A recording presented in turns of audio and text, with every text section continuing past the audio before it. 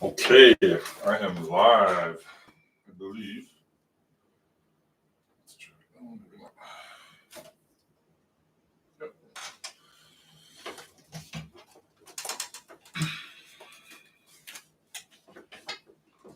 All right, going from San Juan, Puerto Rico, to an island called, well, a place called Pointe-A-Pitre in Guadeloupe. Be about a 3-hour flight in the air. But I need everything else. Okay, you know what I'm going to do? I'm going to hardwire this connection, not go Wi-Fi.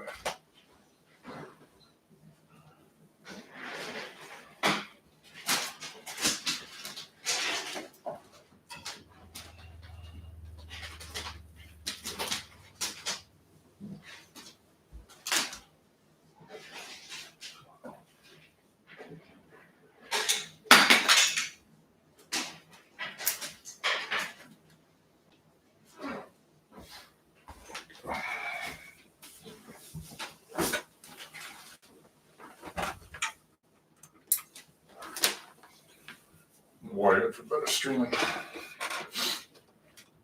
All right, we're going to fly IFR this morning. Pointe-A-Pitre.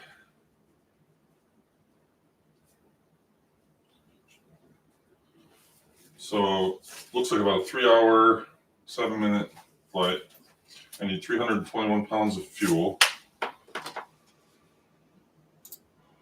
which I believe I have. I'll roll through the maintenance report really quick here.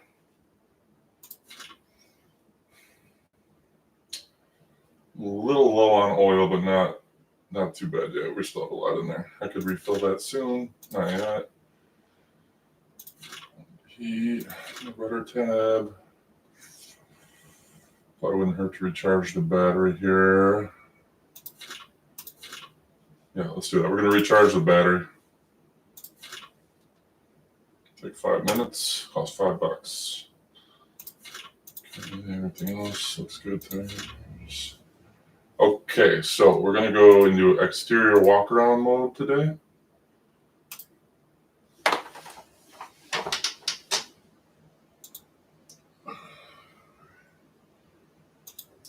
No, I don't want to do this checklist. I got my own checklist.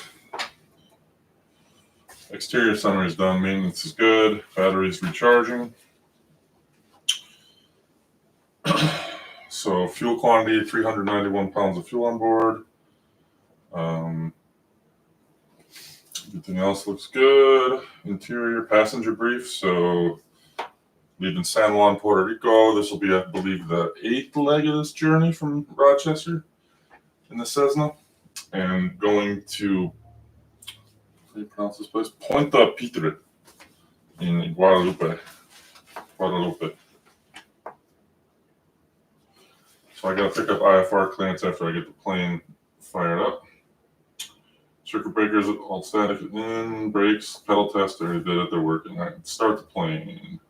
Seat, track, back, locked. Avionics are off. Autopilot was off. Throttle open 1/4 inch.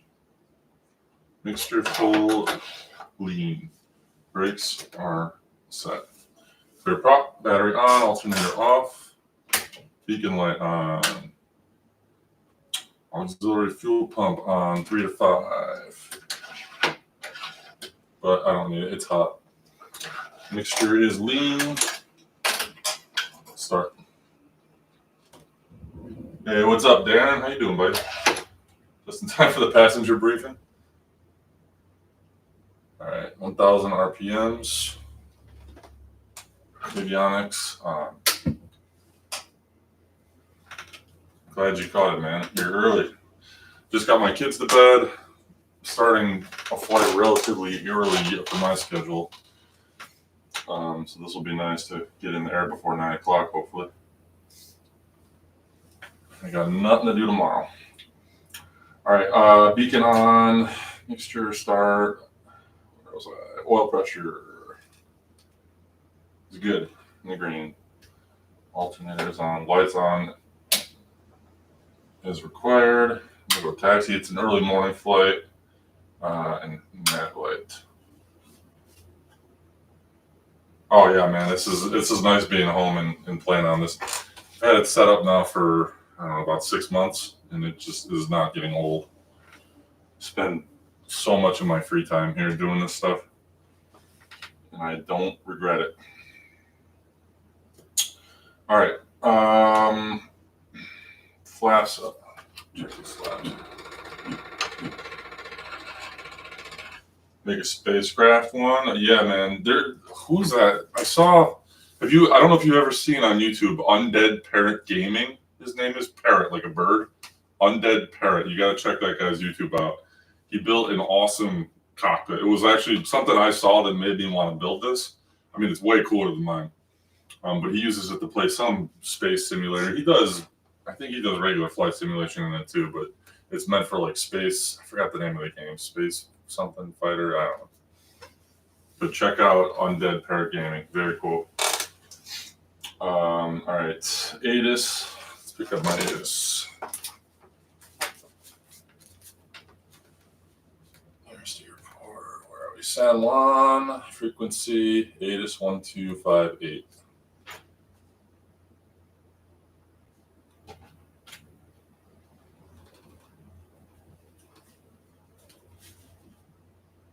And if flight following is requested, read back all runway and hold short instructions.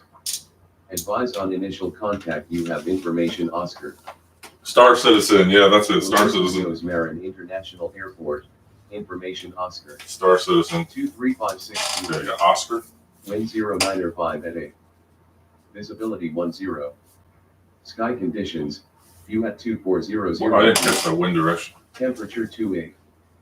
Dew point 24. Altimeter 3003. Density altitude 1400 feet. Arriving and departing runways 0810. Advise on course heading, altitude, and if flight following is requested, read back all runway and hold short instructions. Advise on initial contact. Just gotta listen for the wind one more time. I want to make sure I have it. Luis Munoz Marin International Airport. Information Oscar. 2356 Zulu. Wind 09 or 5 at 8. 09 or 5. Visibility 10. Sky conditions. View at 2400 feet on initial contact. All right, I gotta pick up IFR clearance. Before I do that, I gotta learn how to pronounce my destination. What we're using for ATC? Yeah, so I use a couple of things, man. My favorite is Pilot Edge. That's how I started posting videos. I started posting videos because it's like live ATC. And it's like VATSIM, but it's the guys are really good and there's coverage. You get like guaranteed coverage. It's a subscription, but I like Pilot Edge the best. Tonight I'm using Say Intentions because Say Intentions is really good for when I want to fly outside of the Western United States, or if I ever fly like early morning because Pilot Edge can't. It's West Coast US and I'm on the East Coast. So like they don't start till. You can't start using Pilot Edge till like 11 a.m. Eastern time. But Pilot Edge is my number one. They're so good. And then I love Say Intentions. They just don't put the same effort into. Oops, I gotta watch my RPMs here. Into X-Plane, and not really their fault. The market is dominated by Microsoft, and I use X-Plane 12.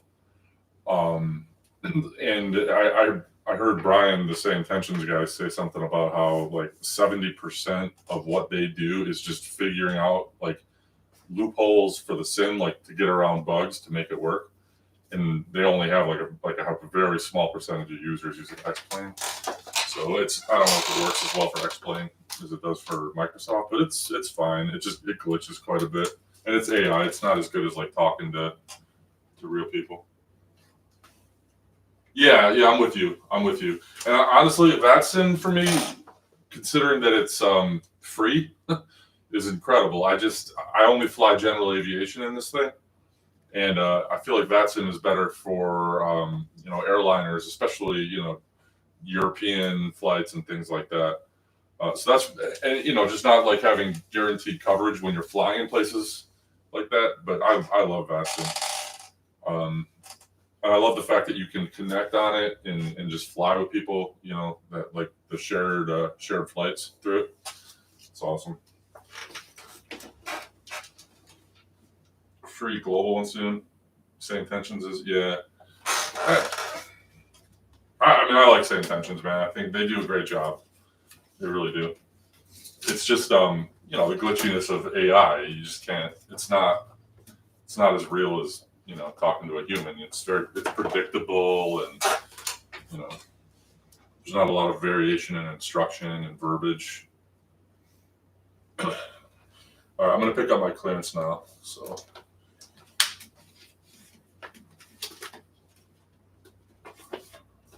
All right, Pointe-A-Pitre. How do you say that? Jet 29 Pointe-A-Pitre? ready to copy AFR to St. Croix Airport. Pointe-A-Pitre? 1 second while I grab the paperwork. I guess I gotta wait for this guy now. I was just about to Clear pick St. up Croix my Airport, San Juan, ready Vector. Then a 5, climb maintain 5,000 spec. Flight level 130. 10 minutes after departure on 119.4. Squad 3224, spec runway 8. JetBlue 2940. JetBlue 2940, read that correct?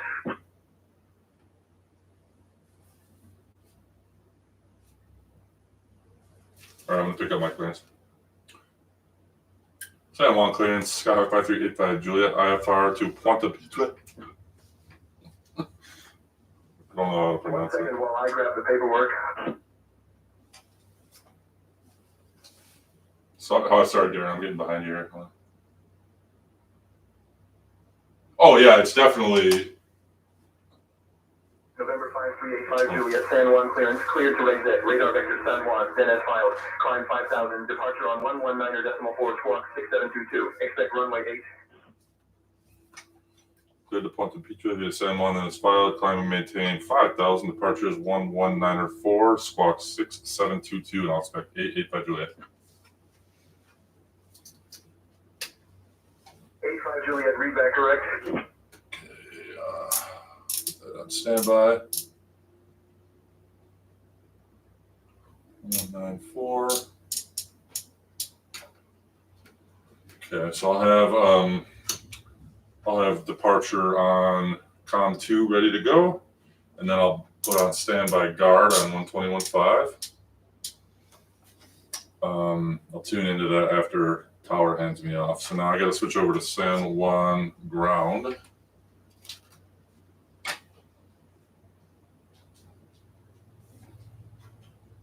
You have 11. Oh, so yeah, you're using. Are you using 2020 or 2024 there?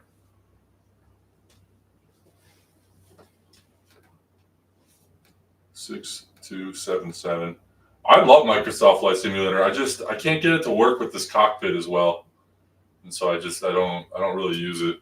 I had a harder time configuring it, and yeah, that's my understanding, right? With 24, a lot of people still use 20. But I love X-Plane, man. I mean, obviously, it's not out of the box visually as impressive, you know. It's kind of but it's come a long way, I will say. Like from like even when 12.1 came out to where it is right now, they're really working it out. And if you can if you want to download the auto ortho, that helps, and it actually saves you a lot in frame rates, I found. So I mean, you can beef up the visuals for sure. I got a better light mod by Drishal. 194 6722. All right, I gotta pick up ground here. San clearance, JetBlue 2456, requesting airport to Punta Cana Airport with hotel. Punta Cana, I flew in there once. Clear to Punta Cana. All right, over to ground, and then tower is on 13205. All right. So before taxi checklist. You're on 2020, just like even though you have 24. I don't think it would be possible, man. I don't think they could ever catch them visually. I just don't. They can definitely shrink the gap more and more, but it's they're on a different level.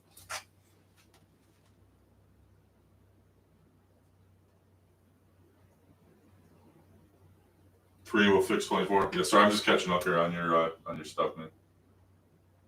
Yeah, I mean that's the thing, right? X-Plane gets better, but so does Microsoft, you know. So it's like I'm just like so used to X-Plane now and so like immersed in it, and like I have my system down and everything in it. I have everything configured perfectly, and I'm just like, I'm just gonna stick with this one. I'll be the odd duck, like the 1 in 20 that uses X-Plane. All right, Pointe-A-Pitre. All right, I'm gonna pick up taxi now. I just want to run through my pre-taxi checklist. Seatbelts, harness, flaps are up. Avionics are on. Oh, I gotta enter my flight plan.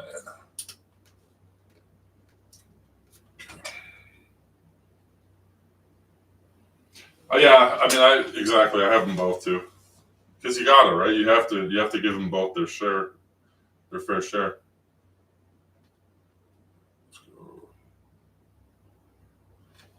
Let's go. Oops.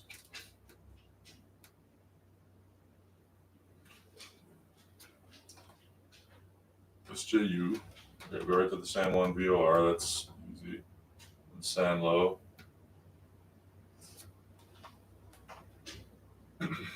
Tuna.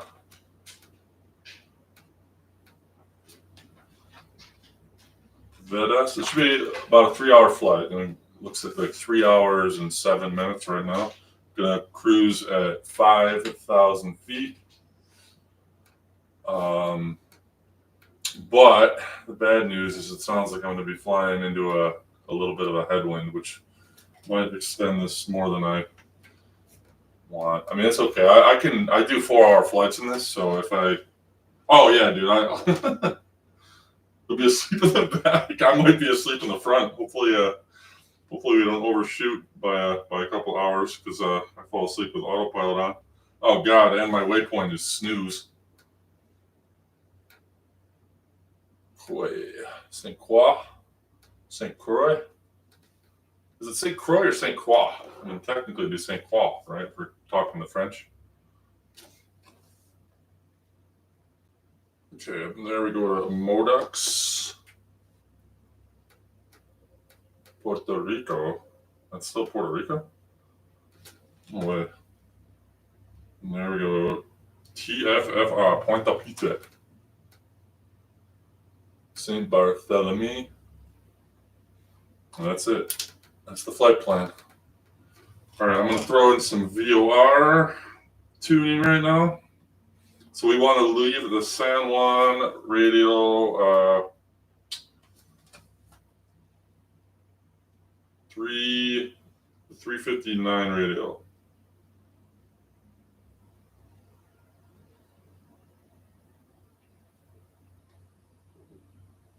To leave on the 350. All right, I'm sorry, the 179. 179. Okay. So that is 114.0. There we go. So we want to leave that on the, what did I say, the 179.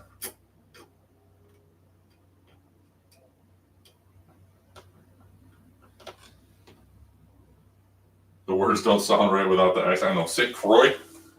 Especially when said by an American that can't speak shit other than American East Coast English. All right, radio is working. Taxi light, yep.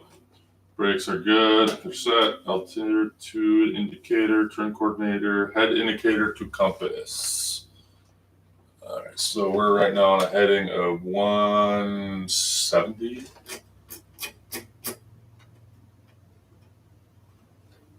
I feel like I had more fuel in here than this. I thought I had 329 gallons. That does not look like 329 gallons or 331. No, it reset all my weights. What the hell? Glad I looked at that. Would have ran out of gas. All right, I got to put my weights back in. So I am we call it 220 pounds. Co-pilot, say 135. No passengers in the back. About 100 pounds of baggage. There we go. Correct weights. Whoa. What was that about? My engine just rev up. That was weird.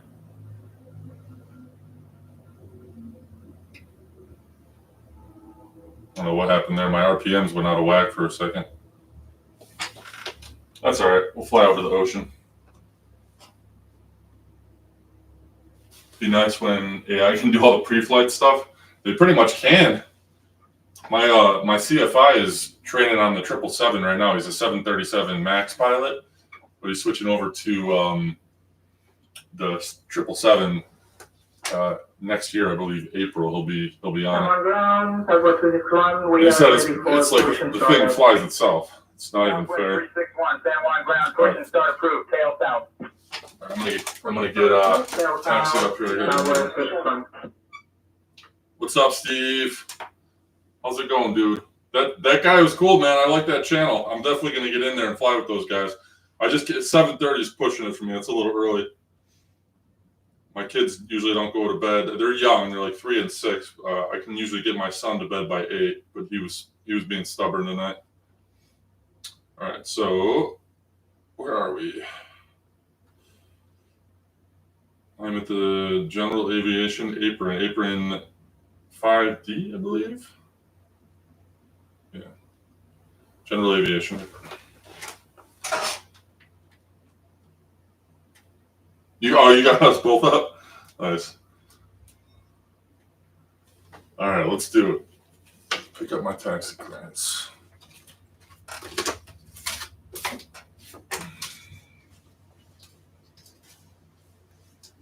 San Juan ground, Sky 5385 Juliet. It's at the General Aviation apron. Taxi for IFR. All aircraft be advised. Information Papa is now current. Altimeter 3005. I was going to say I have awesome. November 5385 Juliet. San Juan ground. Taxi to runway 8 via Alpha. Bravo 1 Charlie. Hold short of runway 8. 8 via Alpha Bravo 1 Charlie, and I'll hold short at 8. 85 Juliet, and I have Papa. All right, runway 8. Let me look at this map. 8's behind me, and to my right. Alpha Papa 1 Charlie.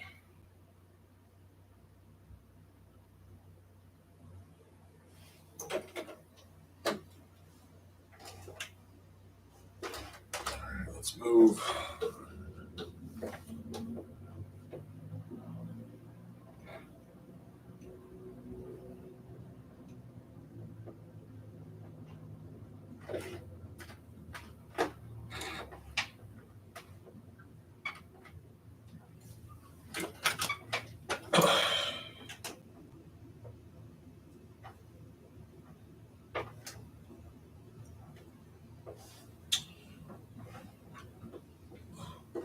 Yeah, he was cool, man. What was that was a long flight, right? Looked like over 600 miles I saw. Where do you I couldn't find the flight plan though for it. That was the one I didn't have a lot of time this week. It was kind of a crazy week. But I was looking for the flight plan just in case I could get in and fly with him, but couldn't find it. Is it on the Discord maybe?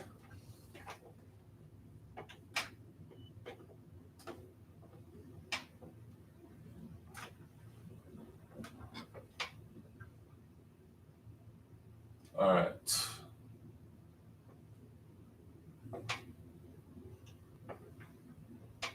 Walker 4286, contact tower on 132.05.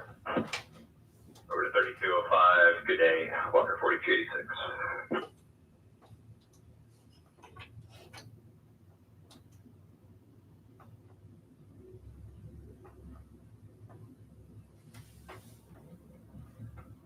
Oh, he puts it on social media. What, like on Instagram or something, or just use like Facebook?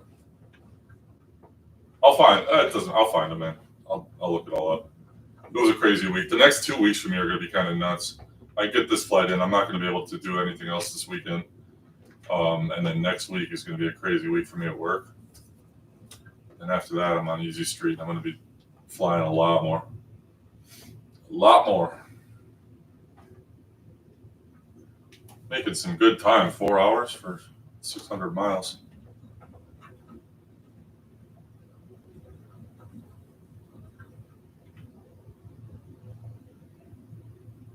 Coastal Airways Instagram. Okay, cool. Actually, I'm gonna write that down. Coastal Airways, because this chat will disappear. Coastal Airways.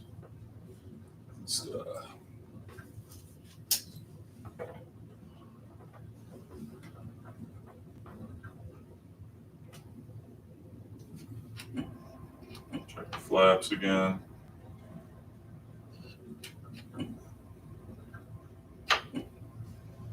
Flaps are good.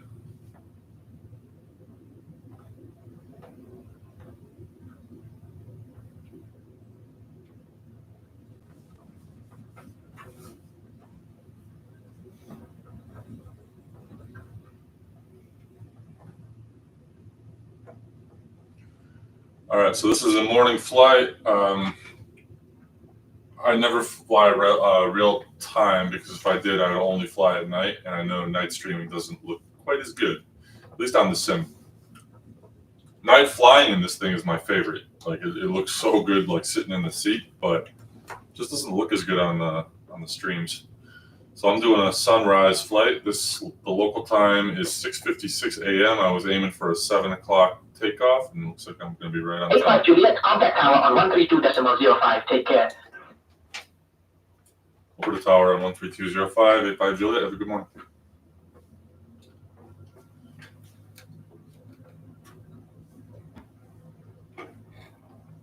San Juan Tower, Skyhawk 5385 Juliet, holding short 8, ready for departure. IFR.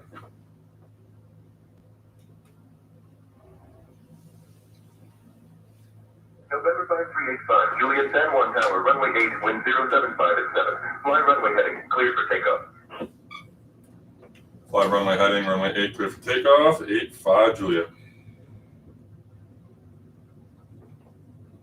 American 2456, contact departure. I was farther from my ramp than I realized. Blue 1036, contact departure. Over to departure, JetBlue 1036. All right, here we go. Clear for takeoff. Not even gonna do a run up. I know. Let's see if I can do it from memory. Okay, fluid lean, trim set for takeoff. Heading indicator to compass. Check the fuel. Oil pressure is good. Temp's good. Vacuum is a little low, but that'll come up. Battery is good. Current air temperature is 81 degrees Fahrenheit. It is 9:58. Or I'm sorry, 6:58. I'm saying 9:58 Zulu. 6:58 a.m. Should be there at 10:05. Let's go. Well, that butt kicker is going to be a little buzzy, isn't it? See you, Steve. Take it easy, man.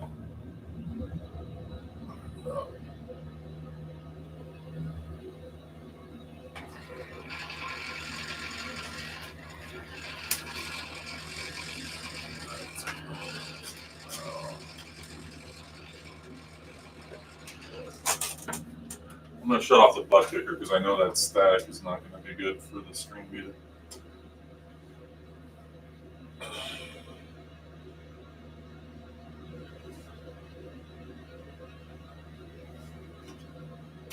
Frame rates are looking good.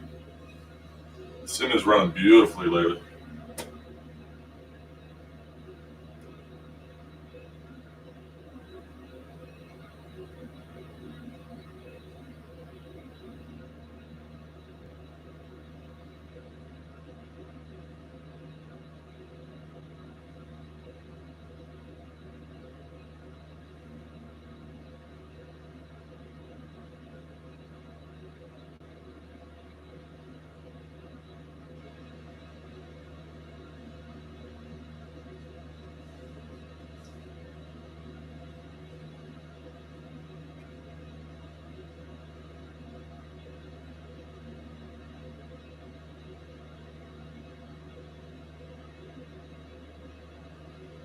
All right, and then what we're going to do is turn over to departure 85 Juliet.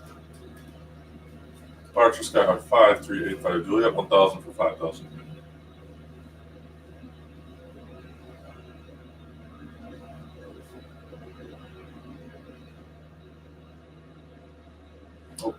9 or 4. Let's try that again.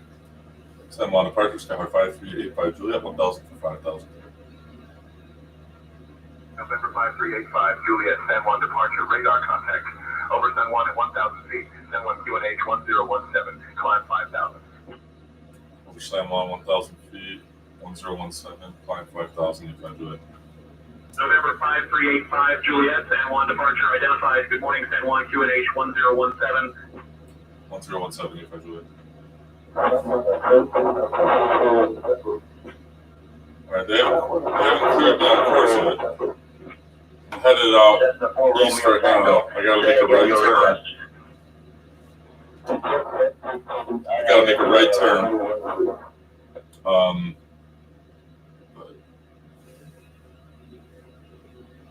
I don't know if this is an AI glitch by Say Intentions. Like, usually if you're going to switch over to departure and there's no traffic, they'll clear you to your next waypoint. They're just keeping me climbing, and that does happen, right? But sometimes things just go wrong with Say Intentions. So we'll see which it is. Past 1700 for 5000. Sun is coming up. We're heading right towards it.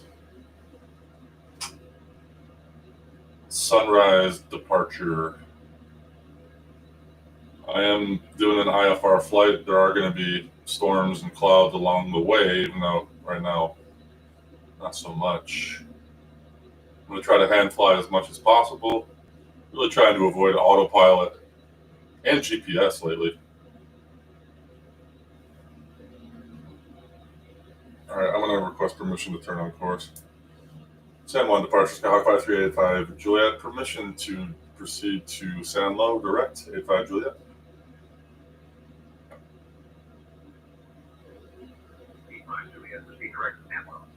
Proceeding direct San Lo, 85 Juliet. That's the Say Intentions glitch.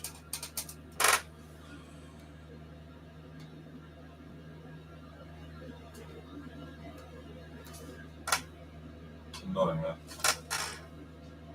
All right. Making our right turn, heading south. We're going to fly over the entire island of Puerto Rico, north to south. But judging by these clouds, we're not going to see it.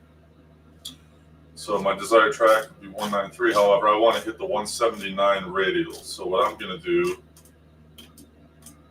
is bend it a little further west and then intercept the radial on the 179. Because they let us go out a little too far. All right, we are in the clouds, thick. I can't see a thing all of a sudden. All right, so I'm just going to watch the radial here on my CDI-1. When it starts moving left, I'm going to move left with it. Should be pretty shortly now. Desired track is 179.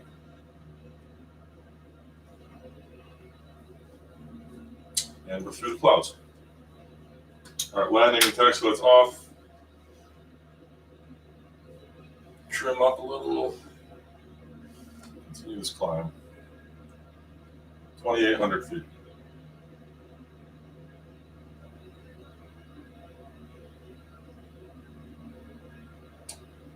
So I'm proceeding back to the San Juan, oh, there's not to do with the airport. Nice departure. All right, passing 3,000. That needle should be swinging any second now. Message here. Yeah, I know. Any second.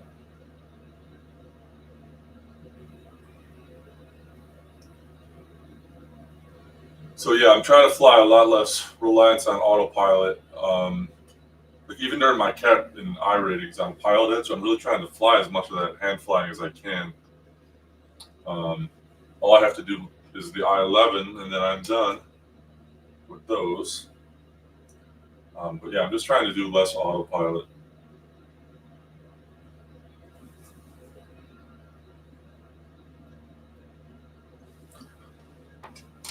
I hope to join a flying club. Oh, here comes the needle. Sooner than later, and when I do, I would like to be able to hand fly the planes because most of them are not going to have autopilot. All right, overshot the radial by just like a degree. That's okay. We'll get on it. Continuing to climb past 3,500 to 5,000. Trim, yeah, that's true, Darren. I mean, the trim, and it's so much more gratifying too. Oh, nice view of San Juan out the right window there. It's so much more gratifying when you manually trim it out and you just get it to float right there. I don't know why that's so satisfying.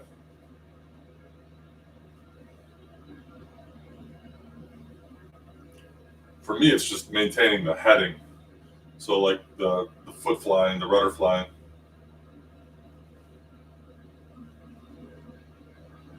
I get off course easily. My mind wanders sometimes, and before I know it, I'm 20 degrees off course. All right, hooking up with that 179 radial out of San Juan's VOR.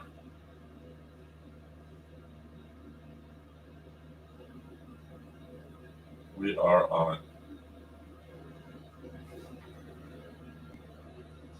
Yeah, and it makes you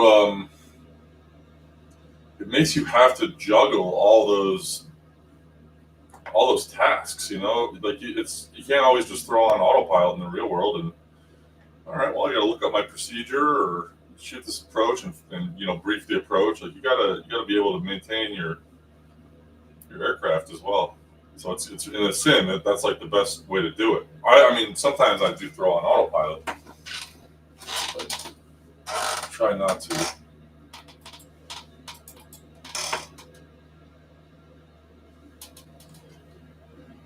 Try this.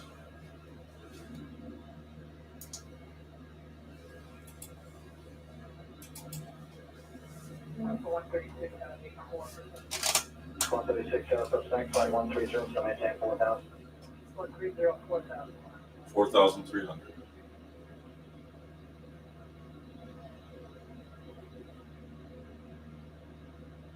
See, that radial's already getting left on me too. I like flying VOR navigation sometimes as well, especially for like procedures, like VOR approaches and arcs.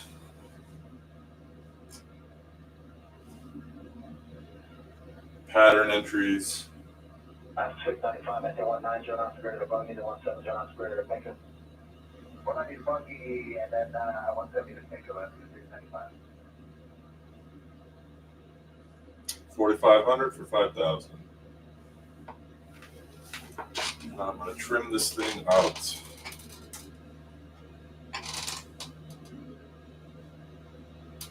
All right, getting back on the radio, 179.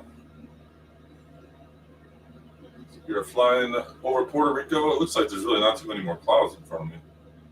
That might have been an isolated incident. That's like targeted. Today, let's get 695. All right, on the radio.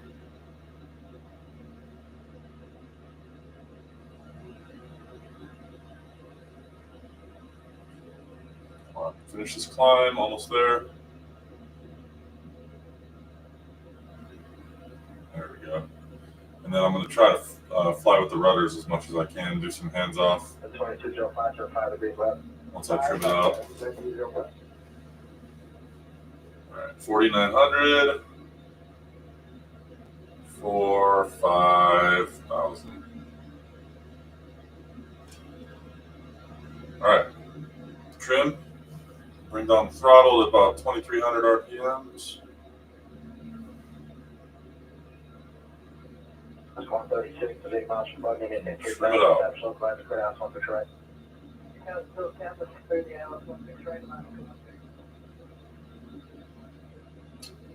So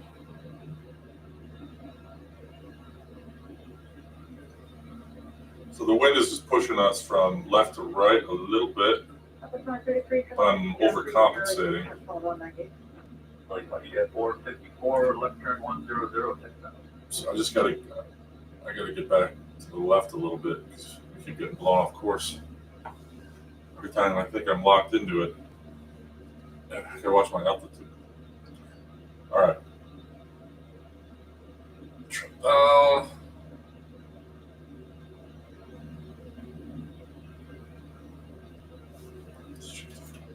Frame rate is great.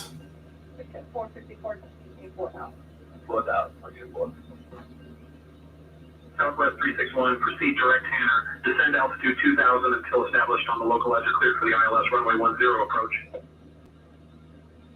Good night, Tanner. Descend 2000, clear for the ILS approach, runway 10, Southwest 361. Southwest 361, contact San Juan Tower on 132.05. 122.05, Southwest 361. Okay. Trim. Not quite there yet. Okay. So RPMs, I'm jumping over 2600. All right. Come on, level off.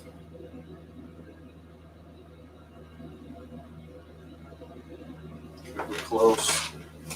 Close. There we go.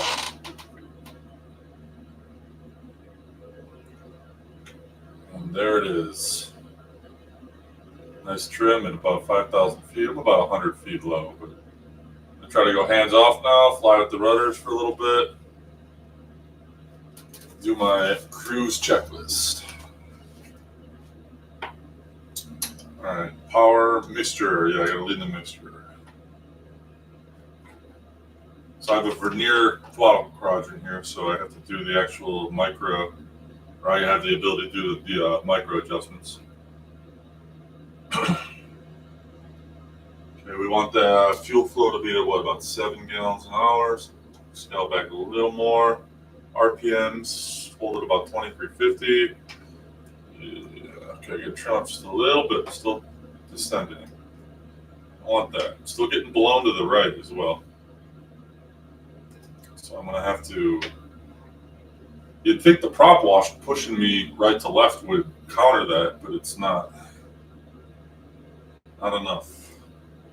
All right, make sure instruments, heading indicator to compass is good. No, it's not.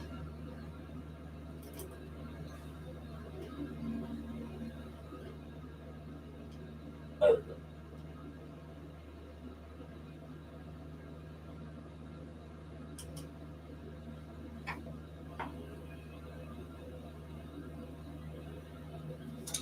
My altitude is a little too low, 300 feet below my assigned altitude, so I got to bring that up. Now I'm more focused on my navigation. I got to pay attention to my altitude. About to hit stand low anyway here. Let's get off. I like the default nav screen better. The map on the 650 sucks. I actually prefer the 430 map.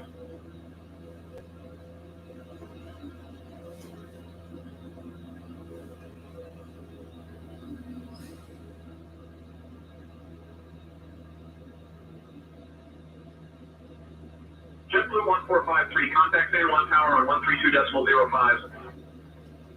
Contact San Juan Tower 132.05. JetBlue 1453. Trim it back a little more. Figure direct according to 6 kilometers.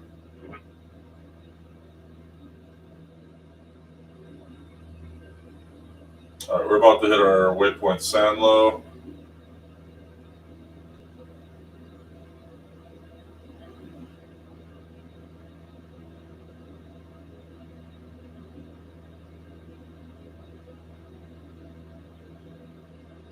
On course about 182. That'll hold the right about there. Okay, I gotta bring the RPMs down a little more. Trim down. Having a hard time trimming it out right now.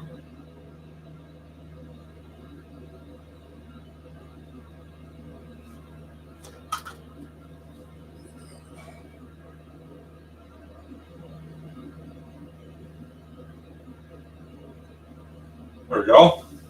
Hands off. Let's see if this holds. Yeah, so I'm actually going to have to give it a little bit of left rudder. Not the usual way. That's it. Hold it right about there. Next waypoint is Tuna.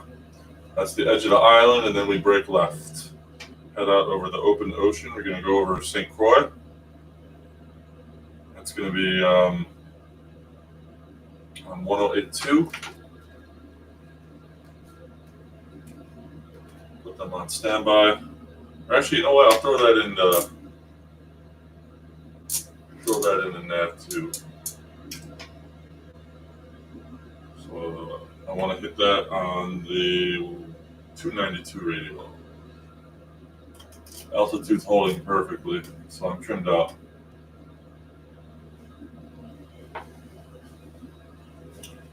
Still getting blown right though.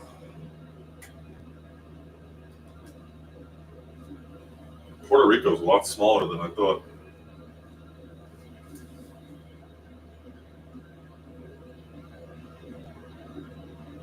$18 miles from the airport.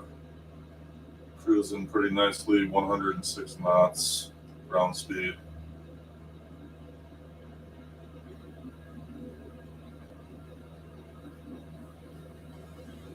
So we departed at 6:58 a.m. It is 7:17. So we've been in the air for 19 minutes. About to leave the island. Probably in another 5.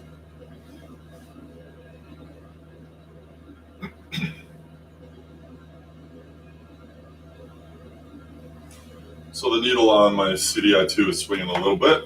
So I'm starting to pick up St. Croix, the St. Croix VOR. And from there, Pointe-A-Pitre, I can actually, you know what I'm going to do? Finally, a little ADF navigation. 385. Do a little NDB, non-directional beacon navigation as well. Which in the Caribbean seems to still be a thing.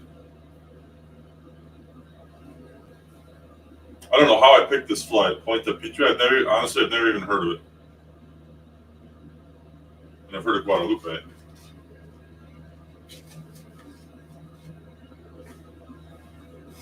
But just seemed like the right distance. If I went any farther, I was looking at like 4+ hours in the air. Plus, if I hit it, I knew I was flying into a little bit of a headwind. I'm not up for that. I'll be on this thing a lot. I can't do 5-6 hours. That's crazy. I can do 4, but this will be about 3 in the air, so that's perfect. Hours perfect, but try to cover some distance here.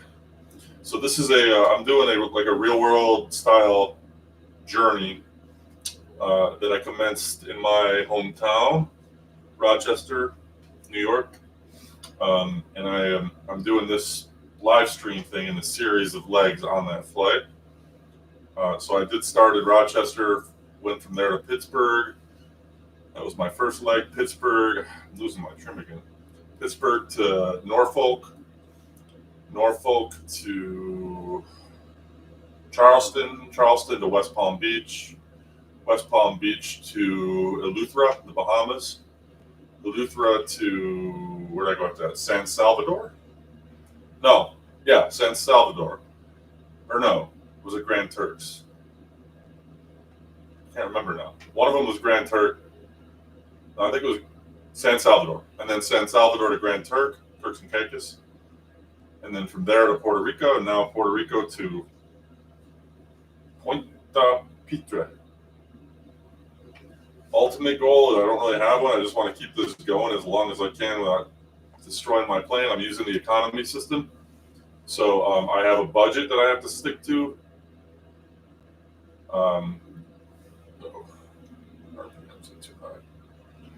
So I have to care for the airplane as I would in the real world.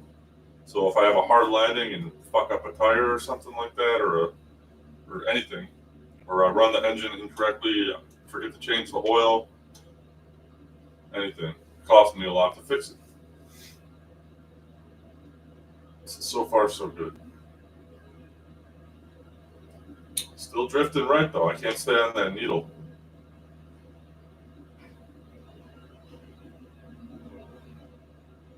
doesn't really matter at this point. So I have to just intercept the, what is this, 292 out of the core. So as soon as this needle lines up center, I could ride that all the way to St. Croix. But I'm using the GPS. But I'm trying to, I like to do both. So in case the GPS were to fail, you don't want to be stuck over the ocean and not know where you're going.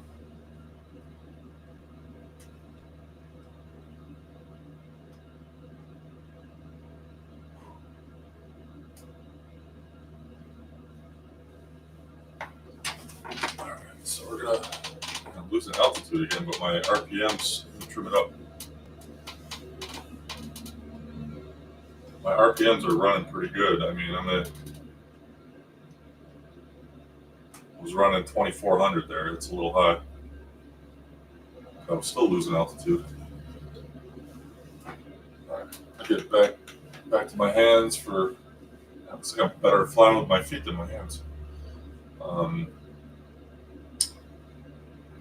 45 seconds here. We're a little over a mile from our waypoint, right at the edge. Waypoint is basically right where Puerto Rico meets the ocean on the southern shore here. Waypoint is Tuna, south of Humacao.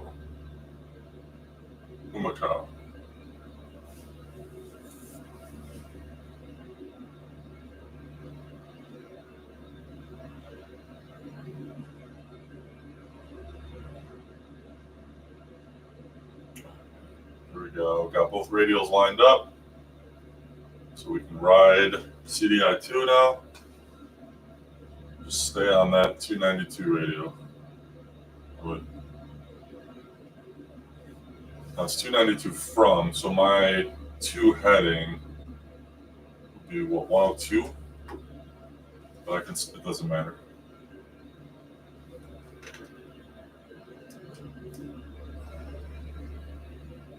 No, I'm sorry. 112, 113.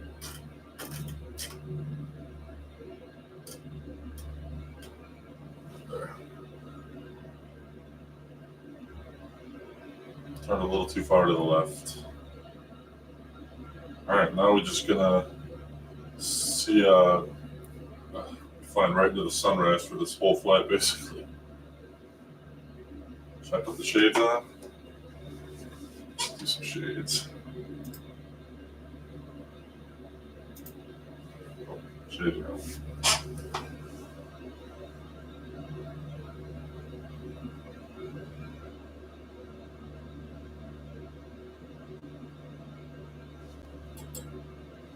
At 454, flight 200, you can look for traffic right now. Someone's just reclocked about 6 miles to southwest at 3000 turning inbound. Okay, 200, and I'll be looking what's good for.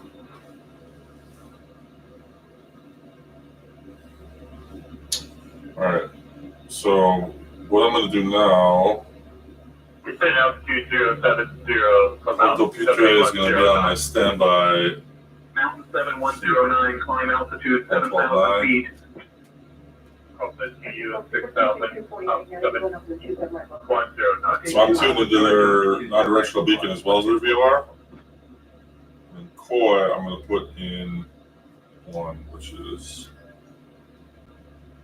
182. Okay, so that's 67 miles to Koi. St. Croix. St. Croix. So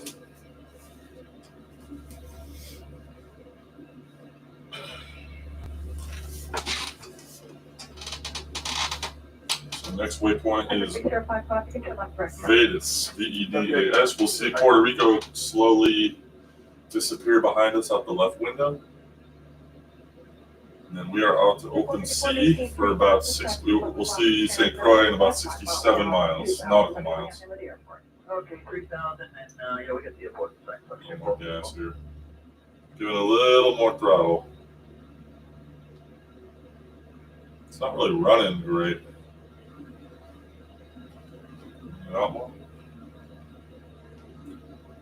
Definitely need to save our fuel for this flight because it's a long one and the alternate airport is far away. So I I needed so much fuel on board. Simulating a weight of me, so like 220, passenger like 130, a couple like 100 pounds of 125 pounds of baggage, and almost a full tank. Flying pretty heavy.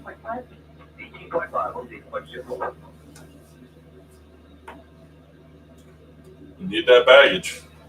It's a long trip from Rochester in a Cessna.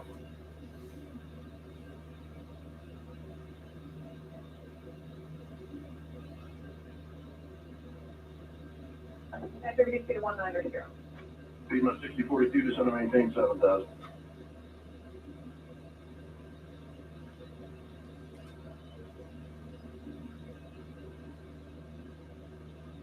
Number 605, go up, contact approach 123.8.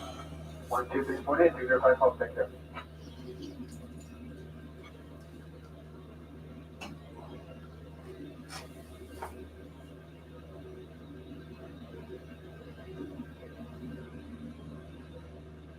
Let's heading 340, let's maintain 2,100.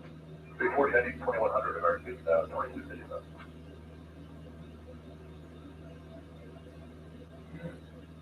A little high again. RPMs are too high again. It's really hard to maintain a consistent RPM in this aircraft.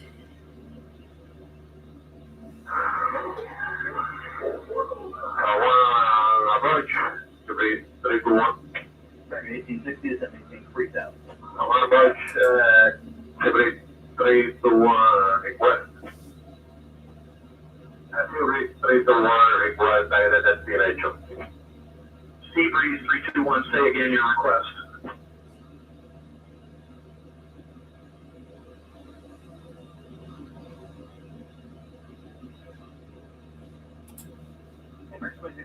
Let's heading 300, going to 27 right, local line.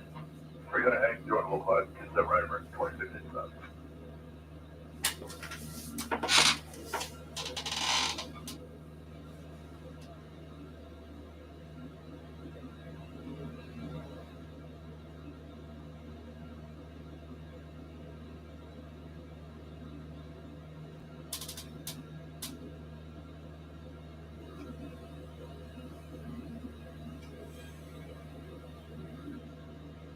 AT60 reduce speed to 170.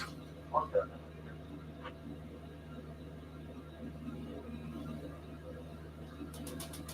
Ready 2685. 5 miles from Delta, clear out runway 27 right approach, maintain 170 knots to Delta. 130 Delta, clear island 27 right approach, American 2655.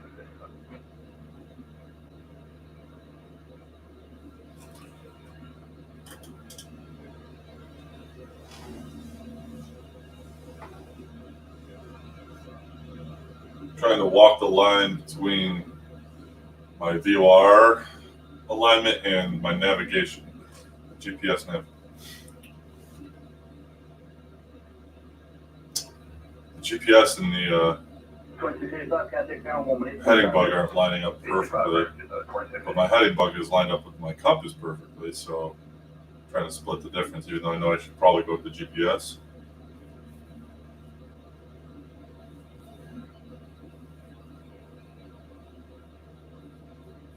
AT 65 miles from Delta, clear out runway 27 right approach, maintain 170 knots to Delta.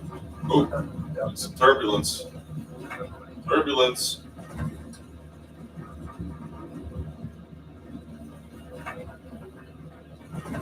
Oh man, it's rocking.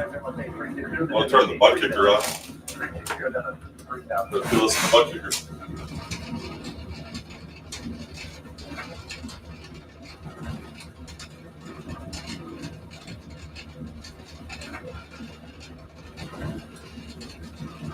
Oh, I normally don't use the butt kicker when I stream or record because it just sounds like static.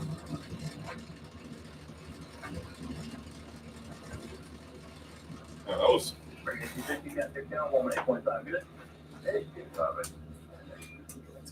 Yeah, the butt kicker usually just sounds like static on the stream for whatever reason. It vibrates. But that felt good. That was cool.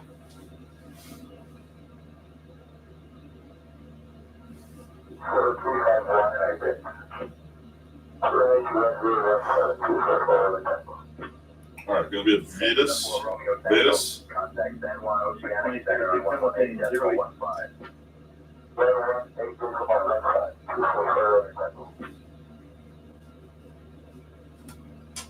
Vetus in about just under 4 minutes, 6 miles.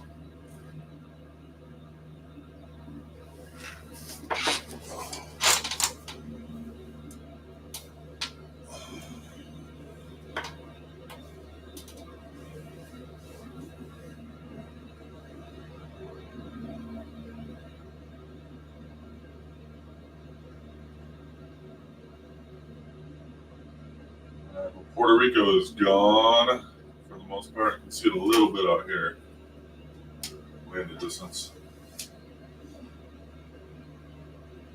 But we are leaving land. Nice shipping freight ship.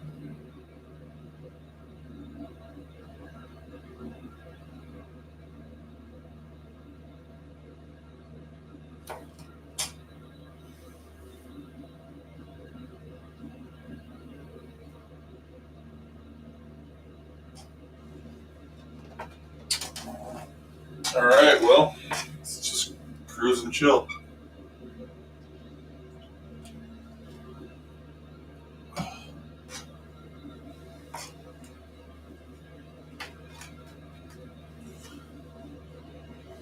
So, I wanted to do it this weekend, but I don't think I'm going to have the time. I wanted to do this instead.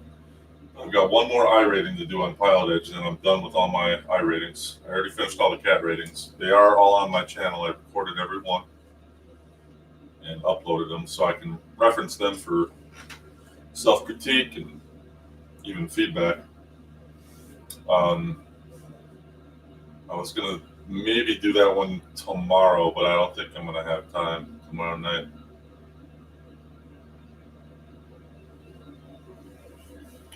So I'll probably do the I-11 rating definitely in the next week. Be done with that, and then once you finish all the ratings, you can graduate into the chartered Sky rating program where they switch it up every month. And they basically just give you routes and assignments to fly. If you were chartering passengers, you can have to like fly deadhead flights and return flights. You have to follow very specific instructions, and they get pretty intense. So I'm looking forward to getting into those. Very good way to stay sharp.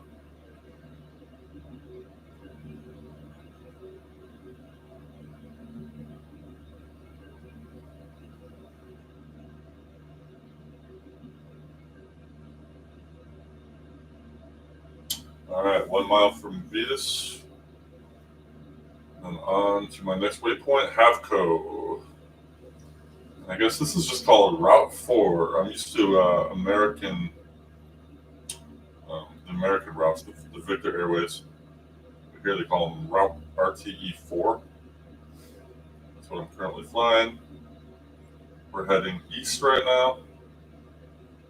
We just left Puerto Rico. And there is Isla. Oh man, I can't pronounce all this stuff.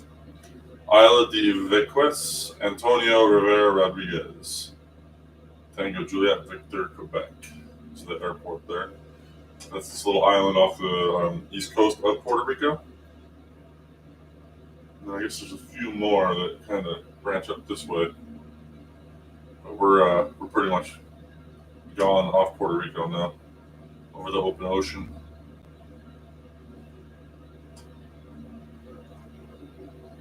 This has been very cool, though. This has been a cool trip. I don't know how far I'm going to go. I'm just going to keep going. Part of me wants to go like the Brazilian coast, and the other part of me kind of wants to go through the Amazon. Once I get to South America, I think I'm going to do the Amazon. That'd be cool, just in the jungle flying in a Cessna. Get you a little exterior view here. This is the X-Plane beta, so if you're wondering what the clouds are all about, they look like shit on the screen. they're still ironing out the cloud stuff, but the X-plane's running good. It's looking pretty good aside from the cloud thing that needs to be fixed. 7:36 a.m. Been in the air for 38 minutes on this 3 hour and 7 minute flight.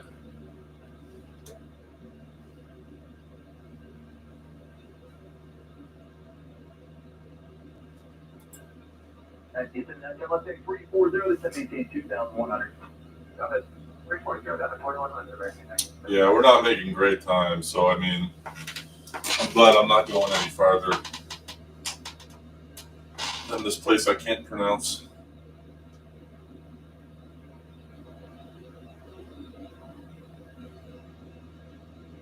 Pointe-A-Pitre. Pointe-A-Pitre. Yeah, recognize Ethan, let's say 300, going to 27 right localizer. 300, turn a localizer. That's right there. Thank you.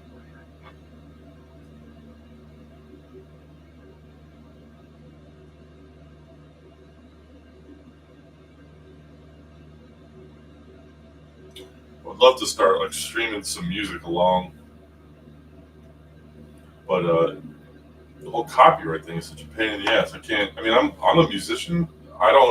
But I don't want to like record my own music and play it. Like that's just it wouldn't be cool. Recognize Ethan, let's see on the site. It's 599.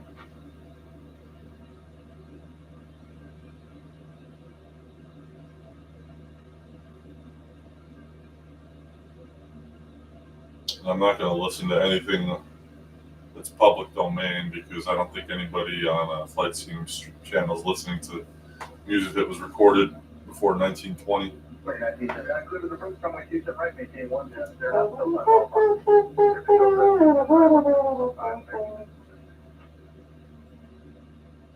Even that's not public domain.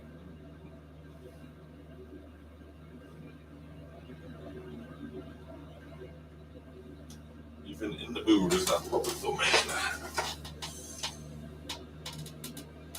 All right, holding steady at 5,000, right on course, just hand flying. 53.24 for the approach rudder.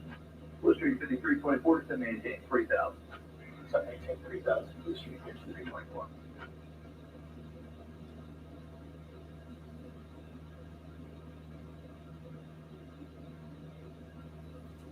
46.6 miles from the Coy VOR, St. Croix. 53.4, turn right, heading 180.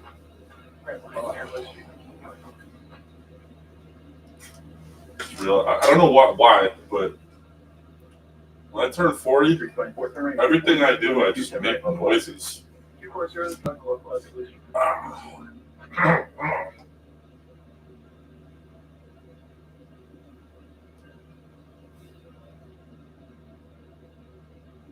Script 324, clear to the first runway 27 right, maintain 170 knots, still 5 miles an hour. Clear visual 27 right, 170 to 5 miles an hour. Blue Street 324. Not much to look at. Just the ocean. This island off here.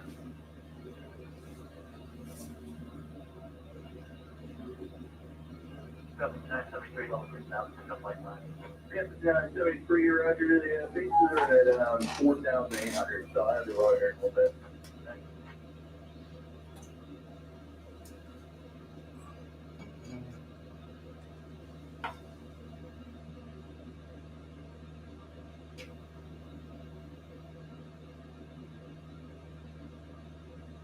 All right. Just keeping an eye on my instruments. Everything's in the green. 324, contact town. Fuel is good. So in the event of an emergency, I'm obviously too far to reach land. If I were to encounter an engine failure or anything of that magnitude.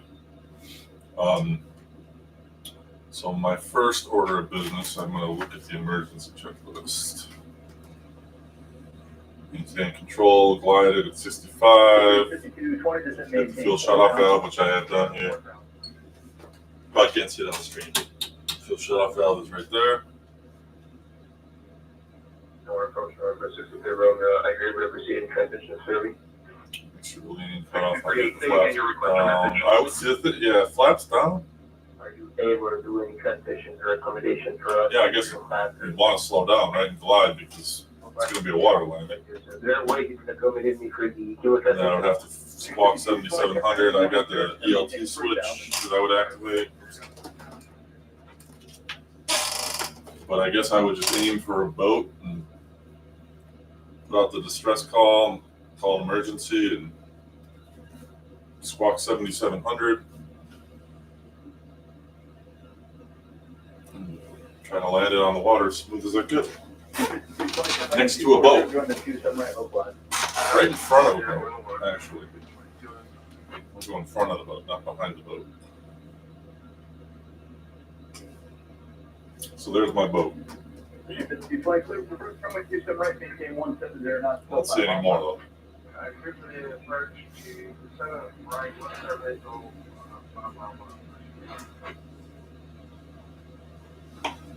Watch my altitude.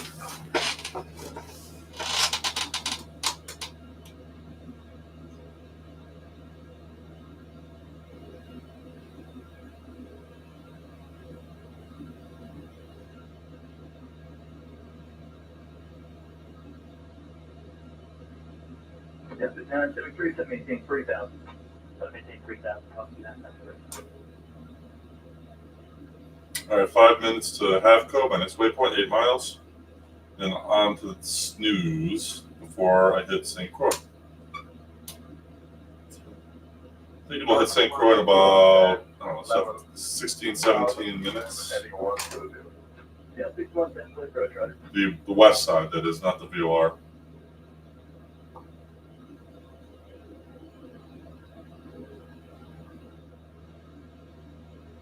Yeah, 73, turn left, heading 360. Turn 360. All right, I got to trim a little bit here. I'm starting to flop a little bit.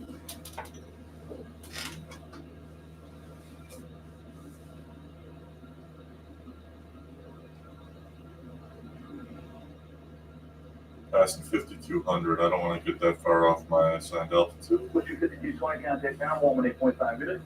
Sorry,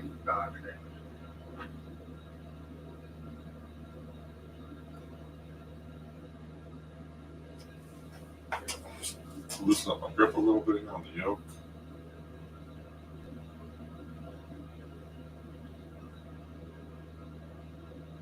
Try to be much more subtle and gentle with the motion of the yoke. I grip it so tight. Yeah, 6110, reduce speed to 170, then to maintain 5,000. Speed 170, then to 5,000.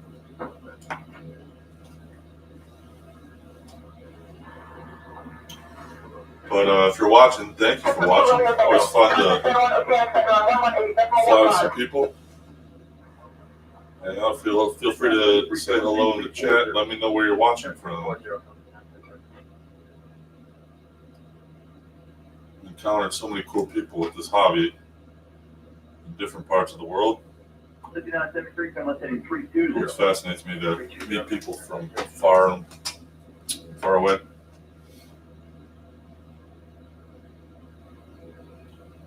Steve's back. What's up, Steve? Is he still going? He's got to be still going, right?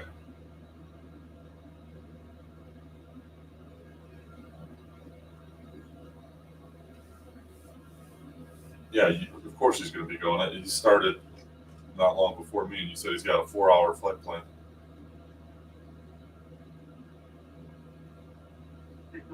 Steve, I think I asked you this, but you're from Salt Lake, is that right?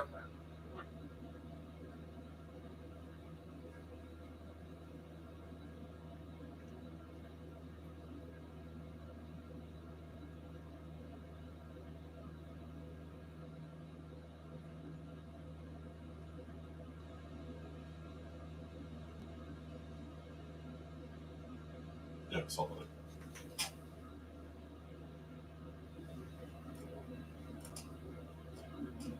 I drove through there once. I don't know if I told you that the last time I talked to you.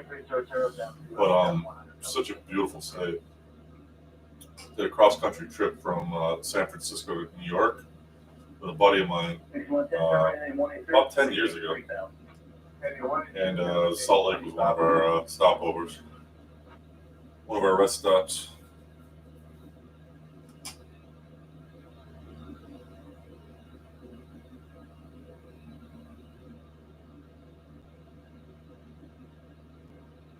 It was before I had kids. Couldn't do that now. That trip lasted like 2 weeks. We stayed in a city where we had friends, so every time we'd stay somewhere, we'd shack up with buddies of ours. So that's kind of how we planned our routing.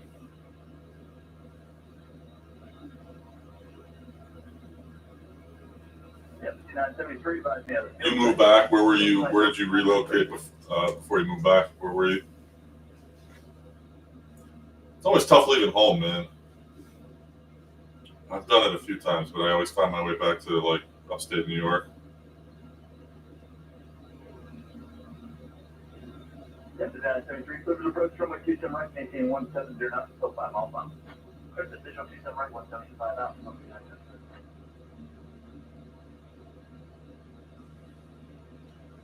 All right, Nevada, Arizona, Texas. So you're all hot climates. What part of Texas? I lived in Houston for a year.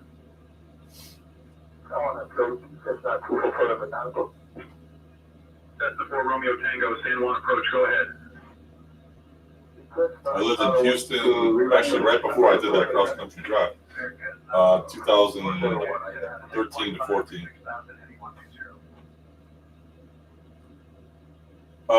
No, these are 58 inchers. November 4279er. These are 58s. 55s would have been correct, but I'm so big. I sometimes like my daughter will come in here just to hang out with me and like fly around and like ask questions. So I just wanted a little more shoulder room because I'm a very big guy. I'm like 6'7", almost 250. But so my panel here is 39.5 inches. I built that to the exact specs of a Cessna panel. But I needed more shoulder room, and the bigger TVs gave me that, and it gave me the headroom. 55s would have been a little shorter, but I wanted the bottom of the TVs at a very specific angle. You lived in Austin, dude. Austin is like by far my favorite city in Texas, by far. Franklin barbecue. But yeah, Texas, it's not. It's a weird place. It's just so like flat, and the heat is oppressive, especially where I was in Houston. Austin's pretty bad too, but it's not as bad as Houston. But the food in Austin, I love the live music there. I mean, just every night there's just live music somewhere. Got South by Southwest Festival. 2500 just to maintain 3000. Trim it up a little bit.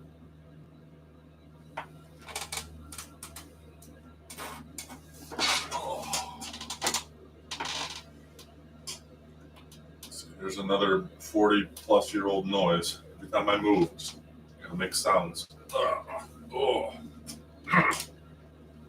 6110, contact count 118.5 minutes.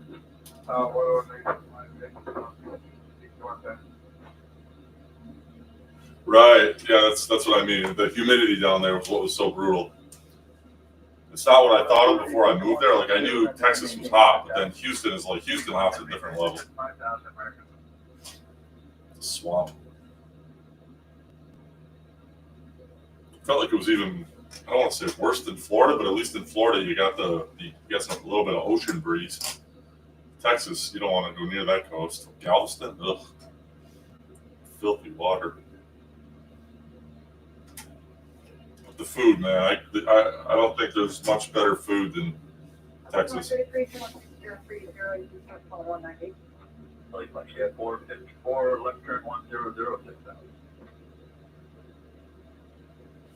Turn to the right of 090, Descend and maintain 1,500 until established on the ILS approach.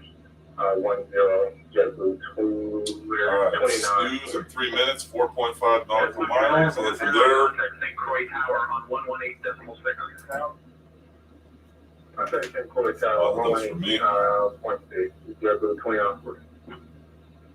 St. Croix is. You definitely have it in sight up there. You can see the island.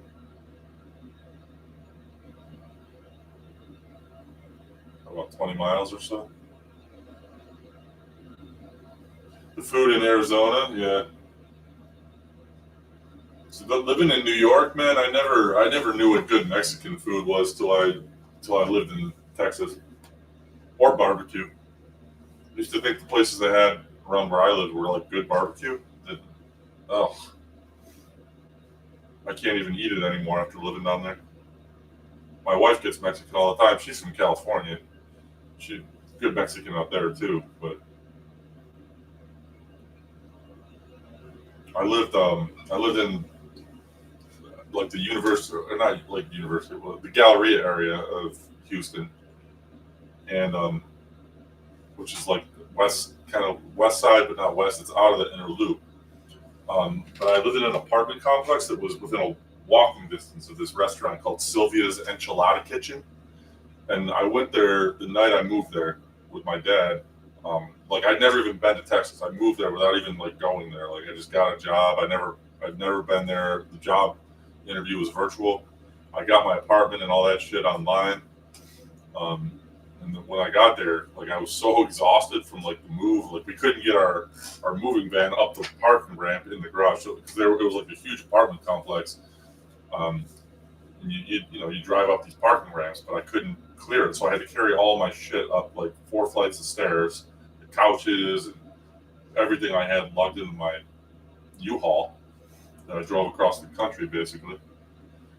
And I swear that was like the best meal that night after I got all that done. I never had enchiladas like that.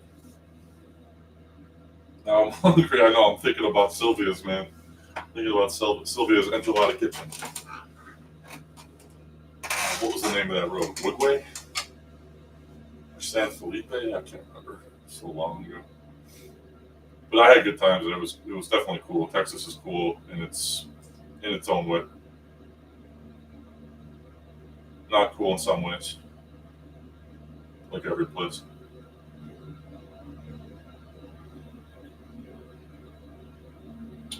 All right.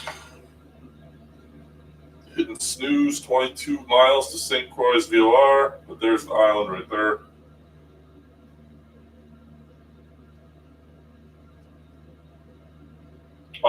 Yeah, so I live in like the Finger Lakes area now of upstate New York. Parts are gorgeous, parts are horribly ugly. Clear for the visual approach to runway. I live in a suburb of Rochester. It's called Brighton. But we're close to like the Finger Lakes, which is like New York's version of wine country. It's not like California wine country. They try to be, but it's not as good. They specialize in like white wines out here. Sweet wines, it's like not my thing.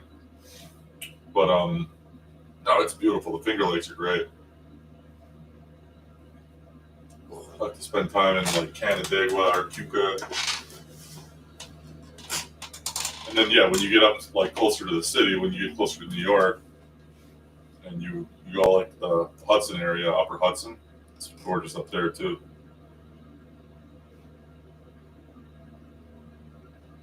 Just not during the months of like January and February and March.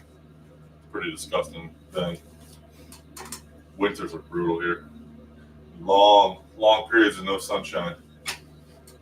And it affects my wife. She's from California, so she is used to unabated sunlight.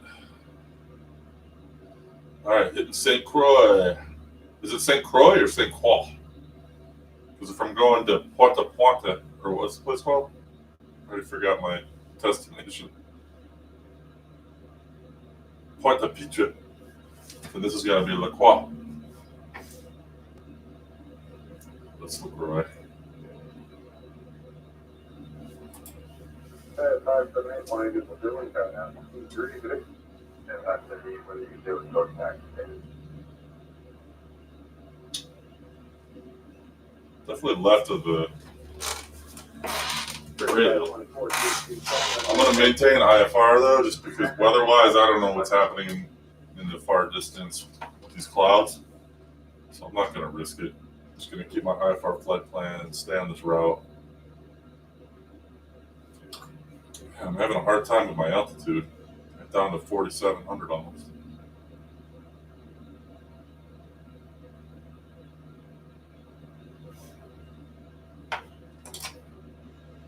Can you turn 7 degrees for Rico? 62 degrees up at this altitude.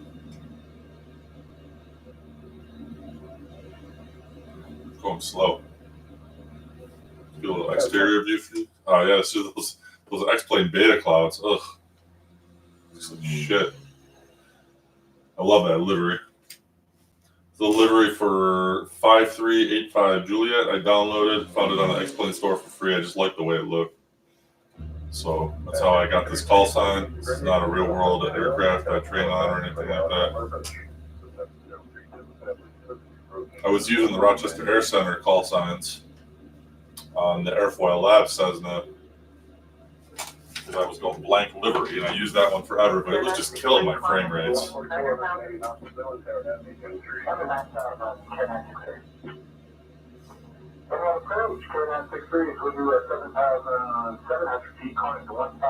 St. Croix. Looks like a little more, got some more elevation here than I'm used to seeing in the Caribbean. So I've actually seen some little peaks out there. I think the sun's behind the clouds. I'm going to take the shades off. See if I can get a better view. Don't map that. There we go.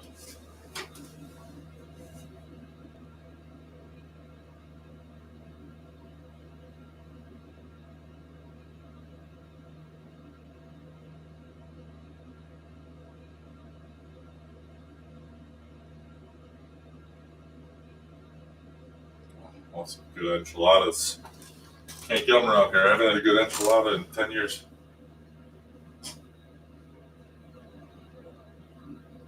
You can get them, but not good ones.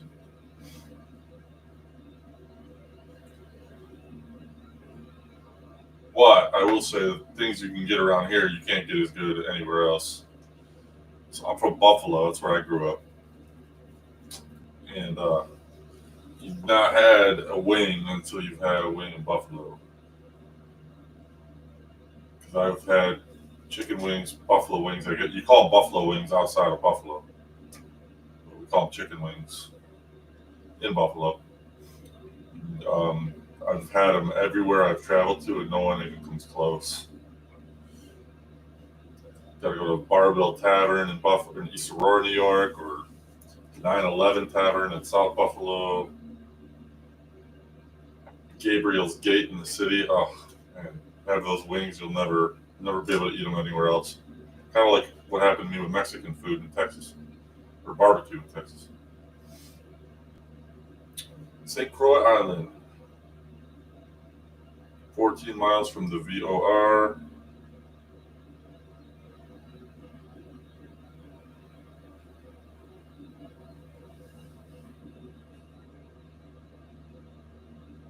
I'm gonna aim for those peaks over there because I know the VOR is on the other side of the island, so I should just aim right for it. But yeah, there's some peaks here. This is kind of cool. I didn't know there were too many Caribbean islands with elevation. Oh no, I guess Dominican Republic has some elevation. The Bahamas is just not crazy about the scenery in the Bahamas. It's just so flat. But the beaches are nice. The water is beautiful. By 218 is pretty good more than maintain 5,000. 5,000.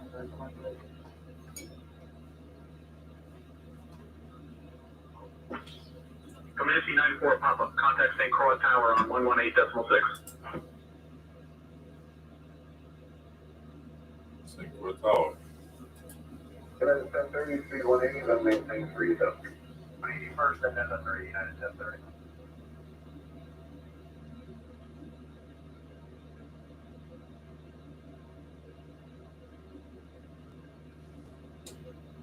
Man, I'm having a hard time with my RPMs here.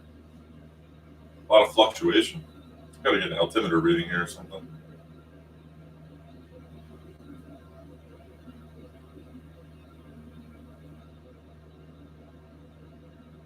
Forget 3400, West 71, 30, 31, 3400.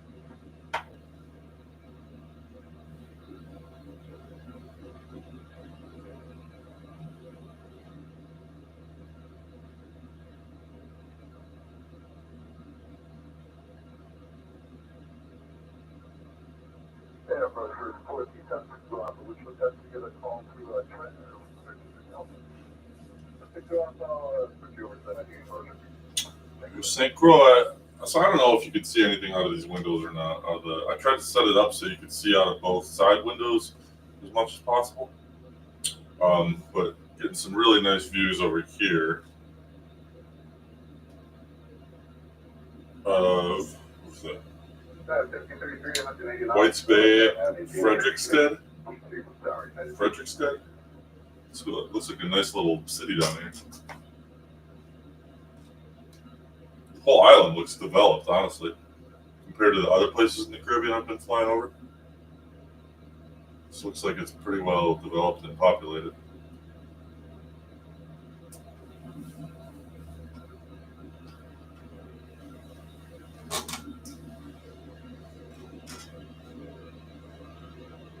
All right, 9 miles from the VOR, which is basically right in the middle of the island. And then I'm going to leave the island very shortly after that to the southeast. So that's when we're going to start turning a little more south and bending down the rest of the way. This will actually be our last real course change, this turn. We just want to leave Coy on what radio?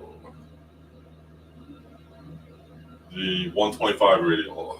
So I'm going to punch that into 108.2 now. Yep. On the nav2. 125. So when that swings in, we make a right turn.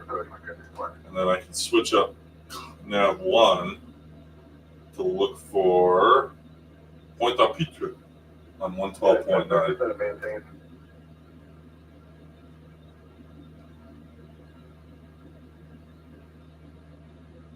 For Delta Charlie, contact San Juan Oceanic Center on 118.15. San Juan departure. Can we remain on a frequency? So that's not going to catch for a long time yet. Could be another, at least another hour. From Navi. But I'm in no It's hard to remain with you. For Delta Charlie. So really, I'm just going to be following CX, you know. And maintain 8,000 feet on the Turco 3 arrival for runway 26. St. Croix, man, this place looks gorgeous. I don't know much about it. I've heard of it. This looks nice. This looks a lot more beautiful than upstate New York.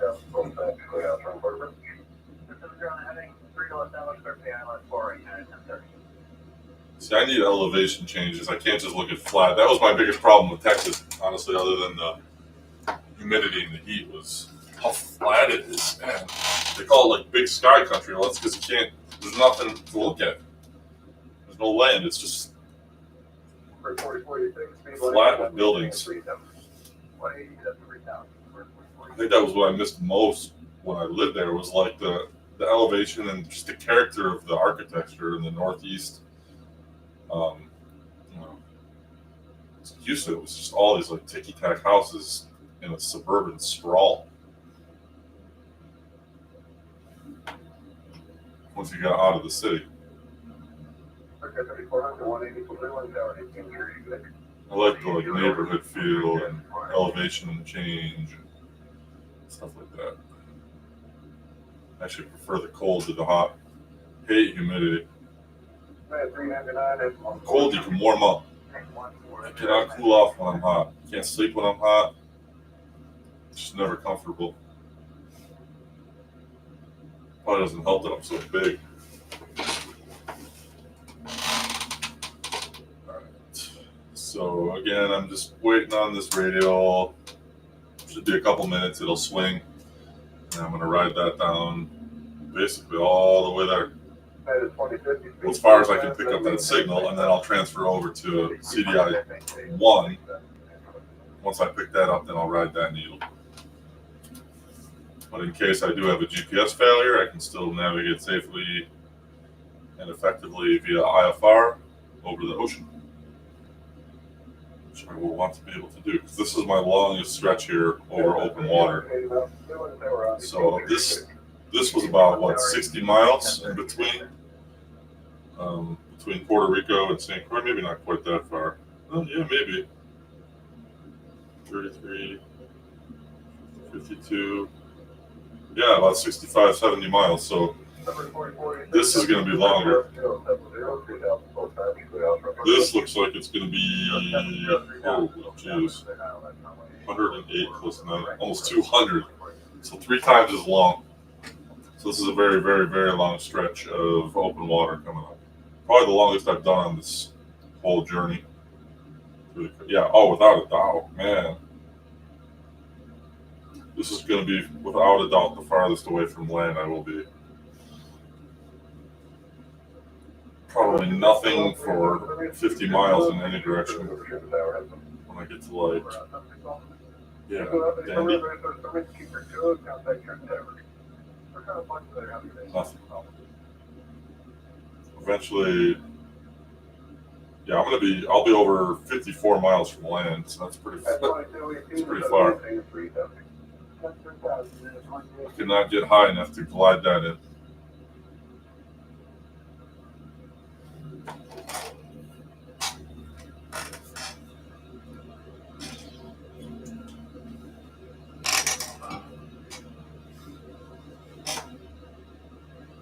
Time 8:09 local, been in the air for 1 hour and 11 minutes. Flight time is supposed to be 3:07. Suggests we have about 2 hours to go. If I'm feeling up for it though, and I'm not tired at all, I might just keep going if I can. I could do a 4-hour leg. Three's a piece of cake. All right. Is that radio going to swing? Should be any second now. Okay, make a right turn now. Subtle. Next waypoint, 107 nautical miles over open ocean. That's far. Over an hour. This rate, that's probably going to be an hour, 10 minutes.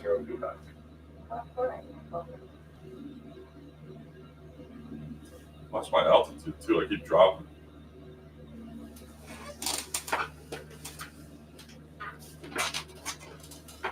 Alright, I'm going to fly up the rudders for a little while now. Just try to trim it up.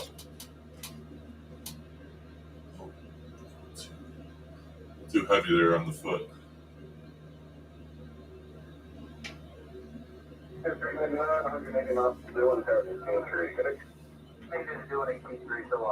Yeah, this is air traffic control. They're not. I'm still on with the same controller. They got to be handing me off soon. I guess technically St. Croix is still within the Puerto Rico, I don't want to say airspace. Yeah, there's like an alpha airspace, 18,000 to 60,000. I'm about to leave that after I leave St. Croix.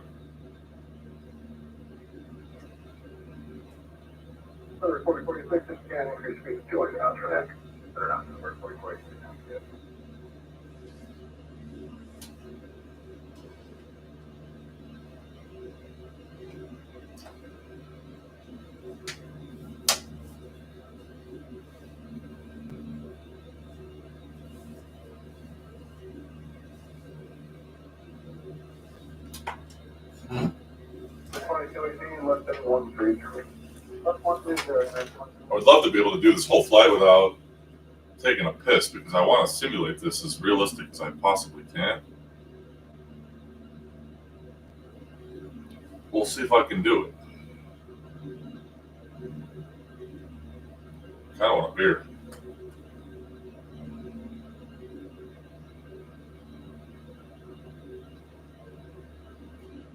All right, departing St. Croix Island for our very, very long stretch of open ocean for the next hour and 10 minutes or so. 104 nautical miles to the next sliver of land.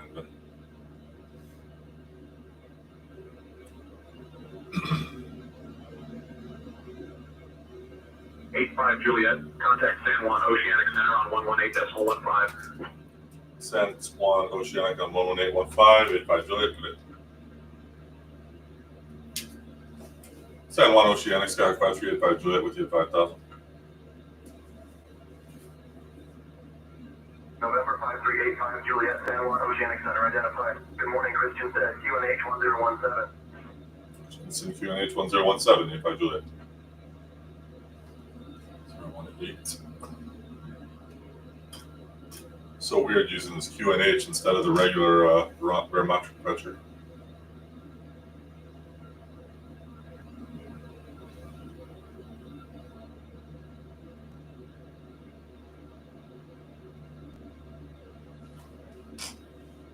Trying to trim her out,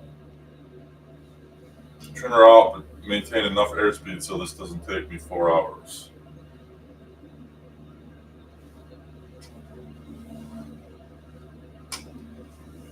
I gotta get on course though.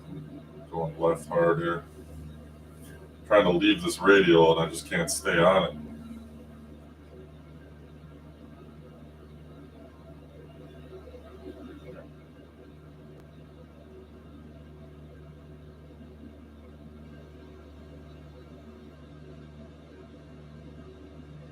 I think I gotta go sunglasses back on. I need to map this. Hold on. No, I can't do that. I can't pause this right now. Sunglasses. I hate using the mouse for anything. What's up, Sass? What's going on, dude? Happy Saturday, Saturday AM. Did you have your bacon and eggs yet?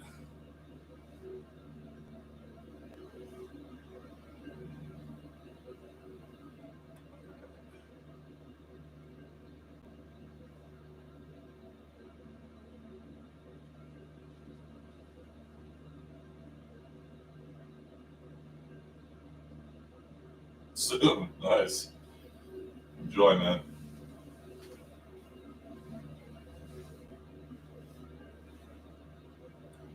All right, the CDI needle is swinging a little bit, but I'm still left. We're still right of it. I gotta get left. So I want to fly the 125 radial out of St. Croix. I'm just drifting a little bit to the right still. I'm pretty much flying right into the wind right now, I think. Let me get, you know what I'm going to do? I'm going to pick up St. Croix's ATIS. Let me find it. Nearest airpoint, St. Croix. Wait, which one is St. Croix? TISX. Frequencies 135.65. See what's going on with the wind here. Be short instructions. Advise on initial contact. You have information line. I'm right on the VOR right now, right on the needle. Henry D. Ralston Airport. Information line. 0153 Zulu. Wind 045 at 6. 045 at 6. Facility 10. 045 at 6. Alright, so not too bad. It's dying down a little bit. And it shifted. So the winds are These are coming in from the northeast.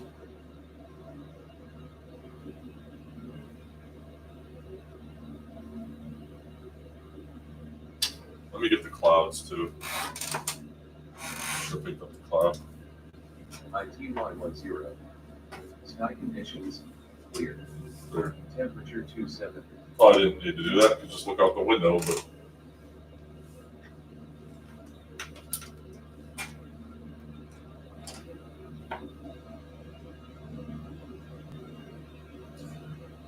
these X-Claim beta clouds, man, I don't know what's going on with these, but it is a beta, so I know they're working on it. This is beta 6. It's running smooth. It's running great. Ever since I switched to this particular aircraft, I've been back and forth a lot with which Cessna I use in X-Plane 12.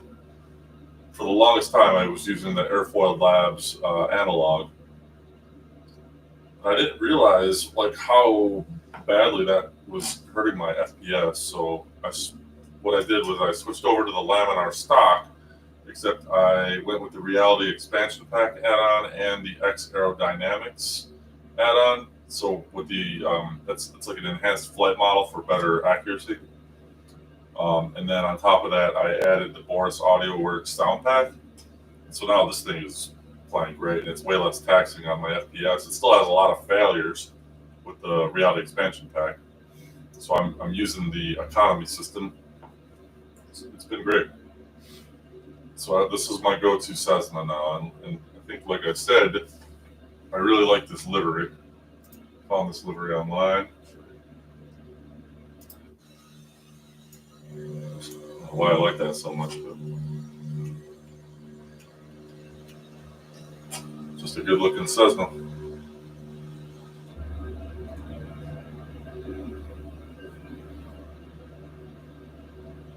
But she is flying great.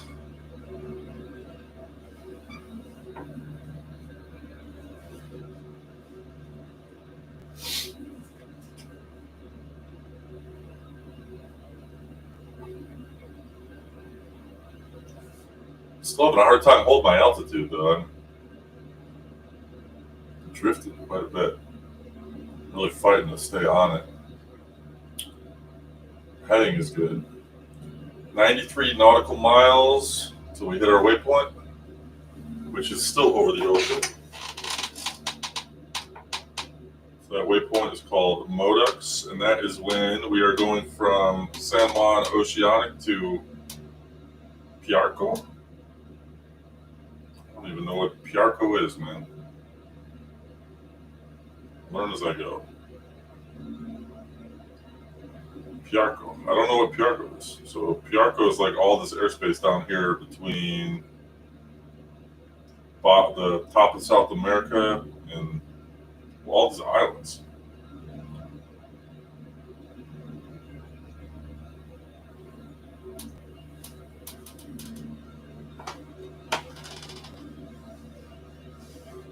I'm not even sure what island chain you would call these. There's so many different, like, just so many different islands, and they're all controlled by or occupied by a different country.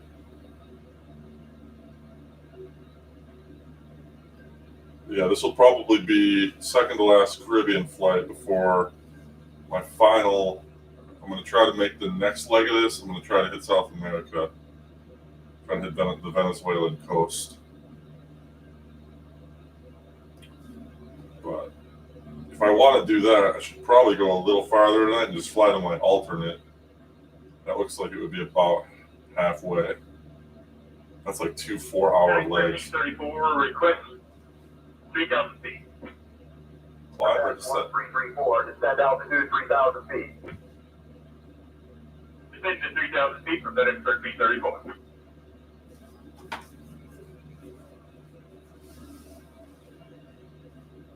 All right, I got my altitude trimmed up now. We're going to go hands off. I'm going to fly with the rudders. Local time is 8:22. Been in the air for 1 hour and 24 minutes.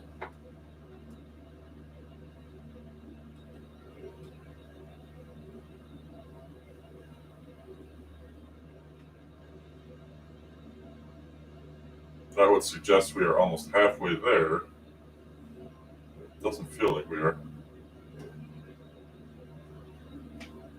This is going to be a longer flight than I thought. I gotta get some. I gotta quit flying against the wind. That'll be the nice part when I get down to South America. I can start flying with the wind a little more. But I had to take this route. It's pretty much the only way to get down there, unless I go through like Mexico. I didn't want to do that. I wanted to leave Florida for the Bahamas.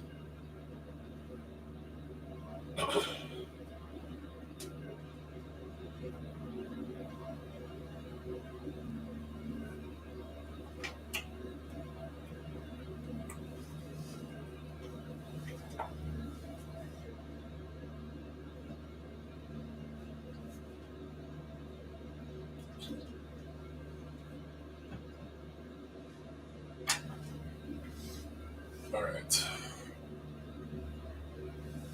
Well, hands off. If I hold it just there, you're good. But I'm starting to descend. And we're coming back up. There we go.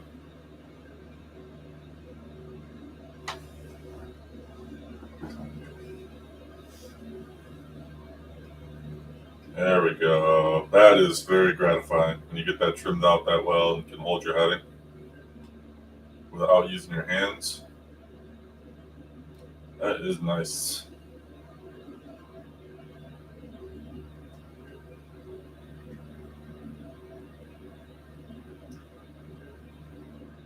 $87 nautical miles on this heading to our next waypoint. So we get that new center. So about an hour.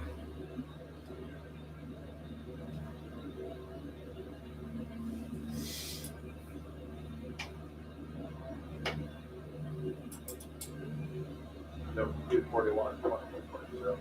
5041, Roger, primary train, flight level 320. That makes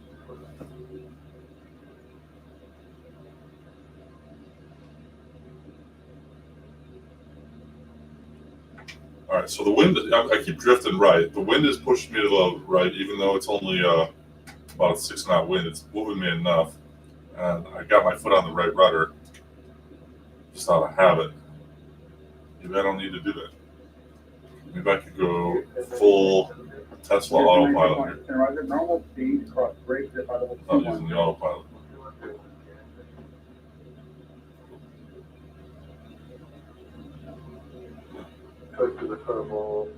That's pretty good. Yeah, 35 is going to have torque tonight for us.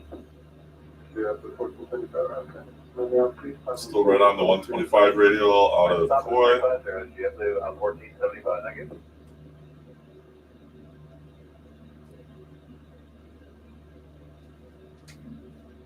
Three contact center 121.37 figures. 137 out of agree with you.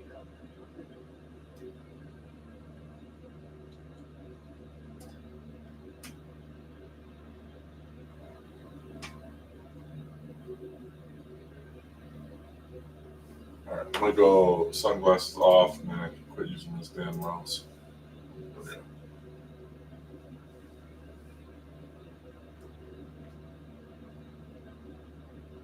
Actually, not yet. American 842 checking on 383 9350. 842, then right, thank you.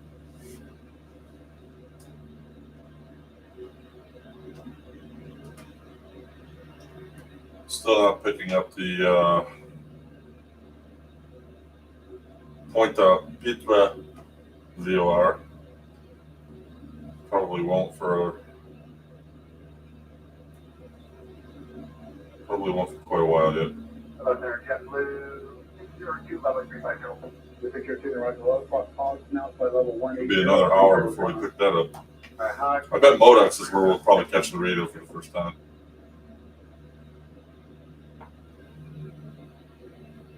How much farther did I get? I passed St. Croix. They handed me off to a center to San Juan Oceanic.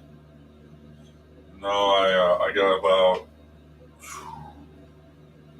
a couple hundred miles of open ocean here in front of me. So looking at about 180 miles, I think, before I hit any land. So it's just, I'm trying to keep it level at the trim and on course with my feet. That's where we're at. 5,000 feet. Weather is clear. Local time is 8:28 a.m. Officially departed 1 hour and 30 minutes ago.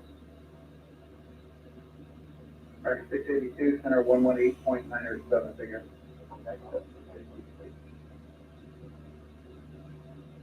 And we're almost halfway. And if I'm up for it, if I'm just not tired, I might continue south.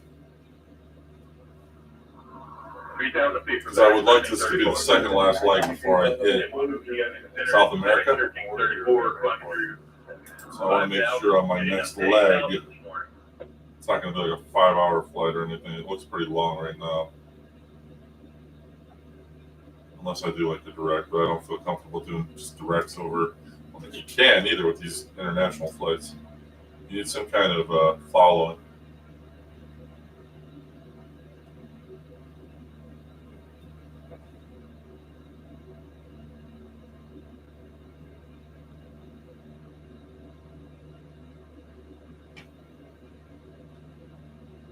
$55 minutes about until we hit our waypoint at Modox, which will flip us over to Puerto Center. I have no idea what that is. It's Puerto, Piarco.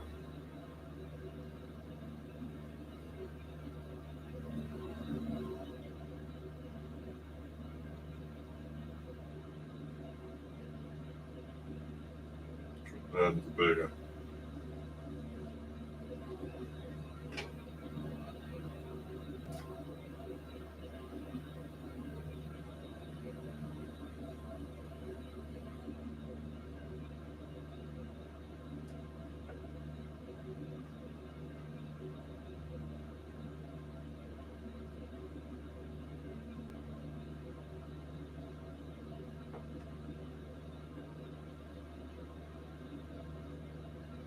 Puerto air traffic zone. Class Delta. That's not what I'm looking at.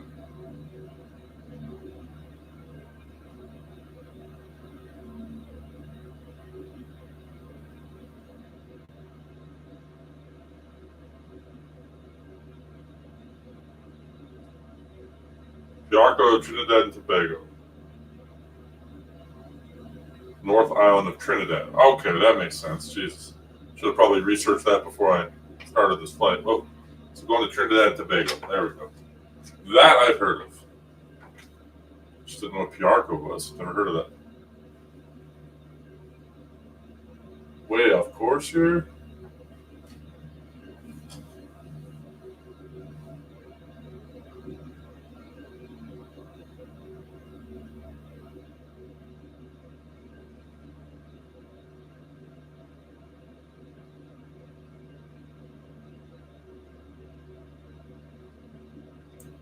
Few degrees off the 125 radial out of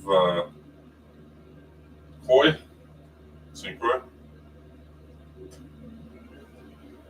But actually, I want to see how far we are from St. Croix. I can figure it out. I don't need that. So,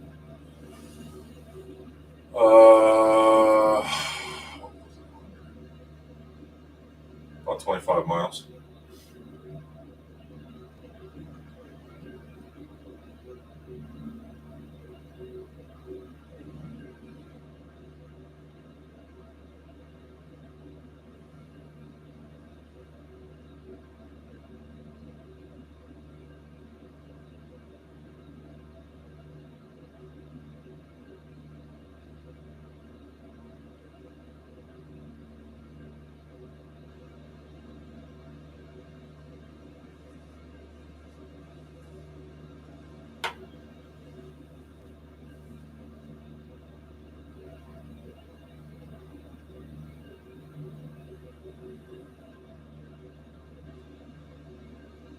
Nothing, just an ocean.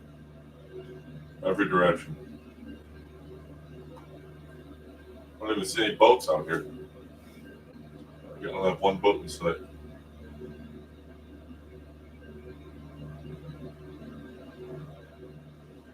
I'll shut my strobe and nav lights off. We don't need those. Sunny VFR conditions from 8:30 in the morning here, so we don't need those lights. Gauges are all only green. Fuel's looking good. RPM's holding pretty steady at 23 right now. Riding the 125 radial out of St. Croix. Voltage battery is good. 28.1. 62 degrees Fahrenheit outside at this altitude, which is 5,000 feet. Not too high. I went pretty low today. I didn't feel like spending all the time climbing. Usually I'll do like 7,000 for a flight like this, or if I'm flying west to east, 7,500. But depending on the terrain, sometimes I go up higher than that. Sometimes I'll go lower too. Like when there's no terrain to worry about. Fuel flow is still holding nice at 7. Let's see if I can find a. I'd like to tune into. I don't think there is another non-directional beacon. Yeah, there is. Robert Bradshaw, 325. Tune into this one.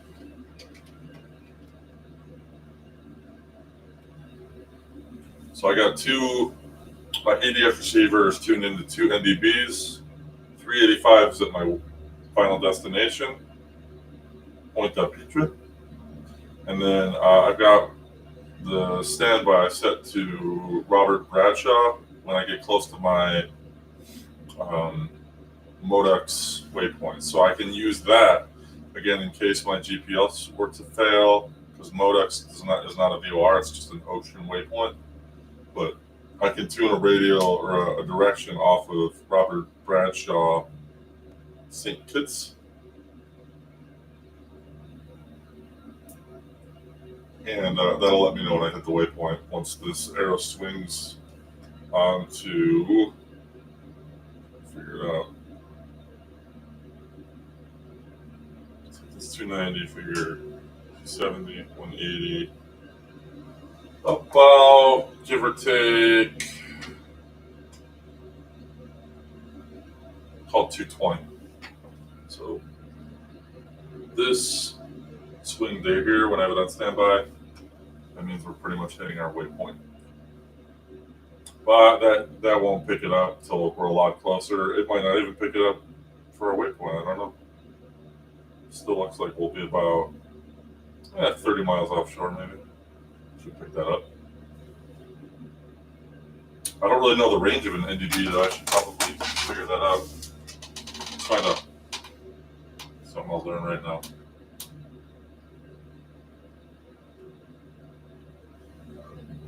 What is a non-directional beacon range?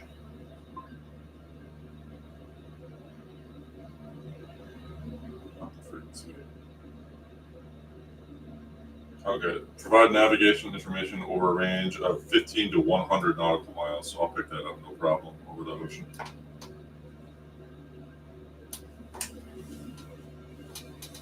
$15, depending on terrain.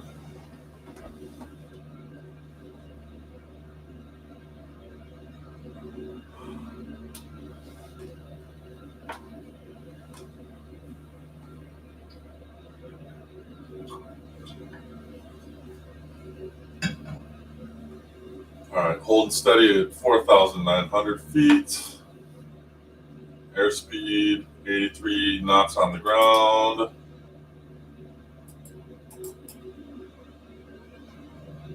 It's quiet out here.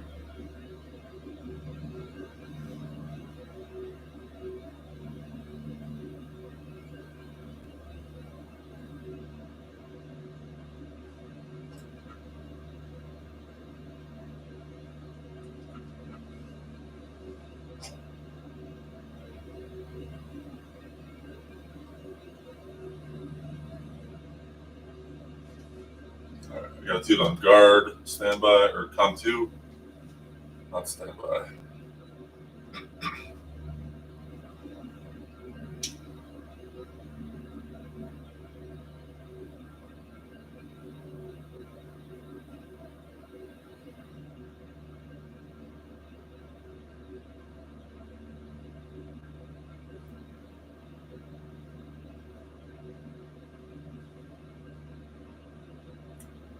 Right.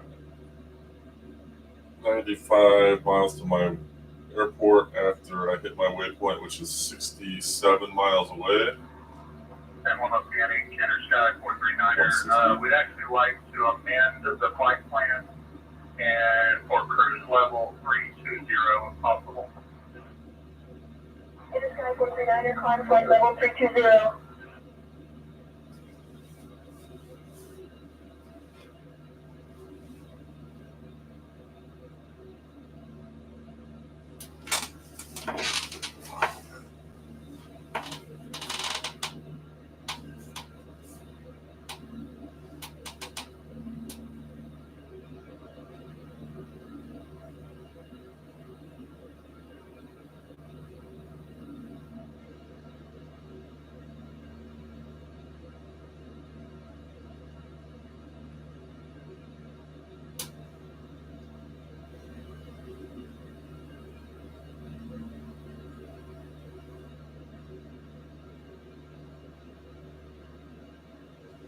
So when I first started out flight simming, and I started putting this all together, I'd say about a year ago, I bought this PC from a company called X-Force PC down in Columbia, South Carolina. A guy named Michael Brown runs that company. He's on YouTube. It came with it came with stuff. I didn't just get the computer, but I got came with a touch monitor and then a couple of flight controls. I didn't really know anything about home cockpits or how to go about setting it up then. I didn't really research much. And when I got the computer, they shipped me the SciTech yoke, the throttle quadrant, and the rudder pedal.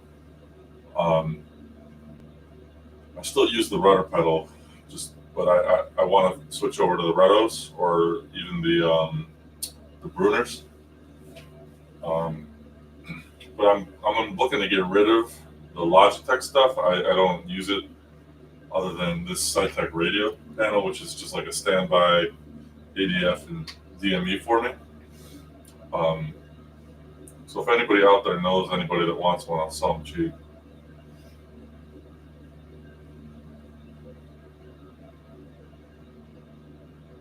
They're fine, like the controls are fine. I just wanted something a little more, so I ended up going with the Yoko Plus for my yoke instead of the SciTech. Obviously, the Yoko is a lot better. If anybody knows anybody that's just looking to kind of like casually get into it, wants to give it a try, or sell them for pennies on the dollar, just want to get them out of my basement.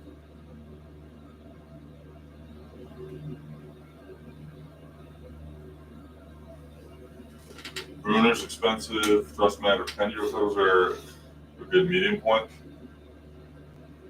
Yeah, I'll spend the money, man. Like if it's top notch, like I don't regret this yoke at all. This yoke was what, like $1,400, I think, and I don't regret it at all. It feels exactly like a Cessna yoke, and it's just. But the only thing I didn't like about the Brunner pedals, I think I'm saying that right, Brunner, is not that the design, I care about that, but it wouldn't really fit well into my way that I got this thing set up at the bottom. And the virtual fly Rutto pedals would. Like I measured everything out, and those would actually fit perfectly here. And it would go with my yoke. Like I got a Yoko yoke anyways. So I'm thinking about going that route. I'm not sure how much the Ruttos are. I know they're over $1,000. I want to say they're like 1,100 or so. But yeah, like to configure in the Brunner with the way that I have like my TV stand and my desk situated back here, I'd have to like redesign and rebuild a lot of different things. I don't want to do that. My building days with this thing are done. It was a pain in the ass. I liked it. I mean, it was fun along the way, and I learned a lot, but I like flying it a lot better than I like building it.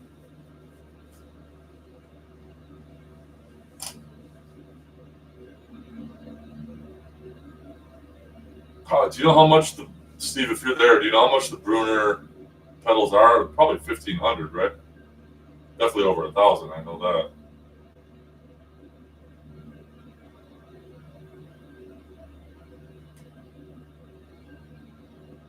All right, 60 miles to the waypoint.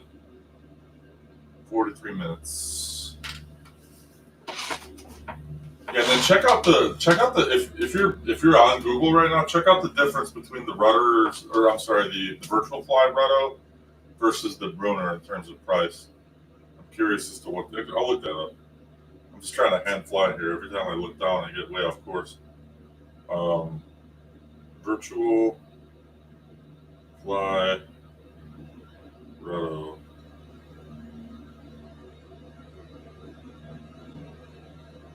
Yeah, the Ruddos are 1,100 euros.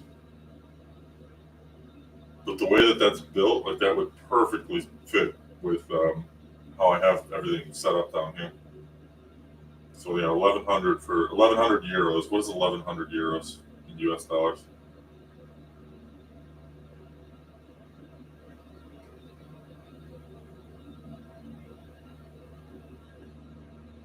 Yeah, so that's like 1,250 for the virtual flies.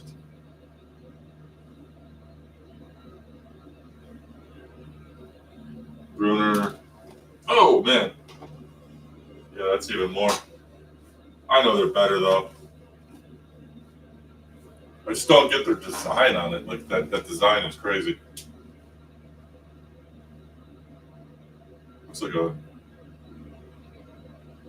I don't even know. Oceanic Center, French B95, heavy passing flight level 250 down to 3,600 feet. Yeah, I know they're like first rate.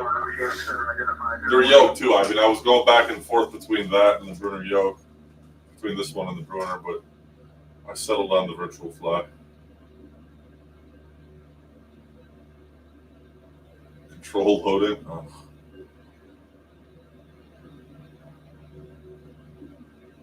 $2,000. That's like getting up into like CPU territory money there.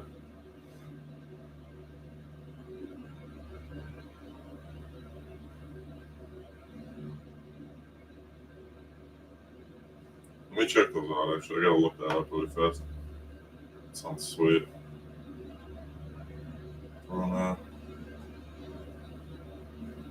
CLS. E.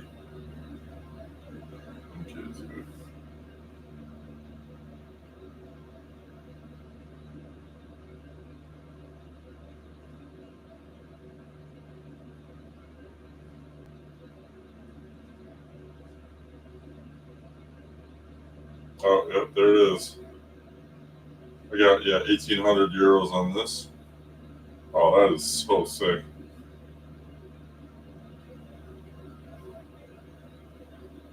Yeah, oh, you got, $2,010. It's part of our control loading system range of leading drop-in devices. The rudder pedals seamlessly integrate into new or existing PTT and cockpit environments. I'm sure those are fucking ridiculous.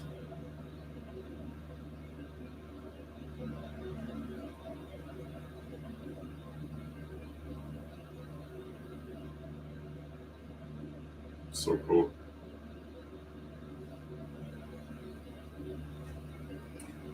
But I'm probably still gonna go with the virtual flies. I don't know if I can spend $2,000. I'll spend money on this thing, but I don't know if I can put $2,000 into my rudders. But same reason I won't get a 5090, even if I could.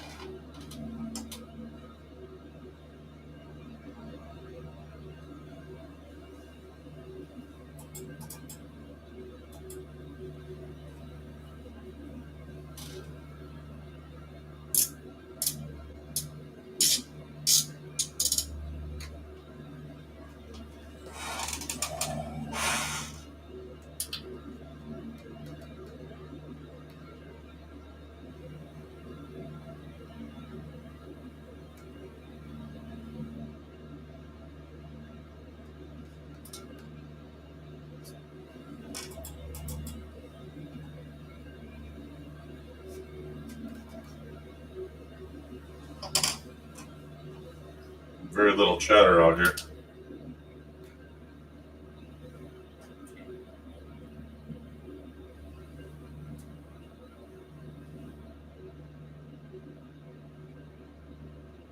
All right, I'm right on that 125 radio still. Of course, that gets easier the farther away you get.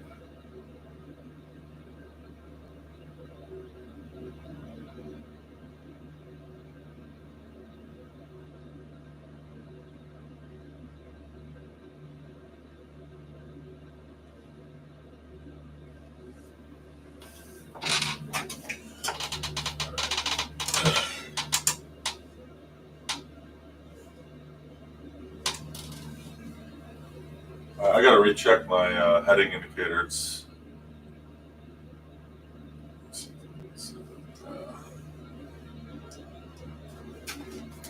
Oops. Sounds good, Steve.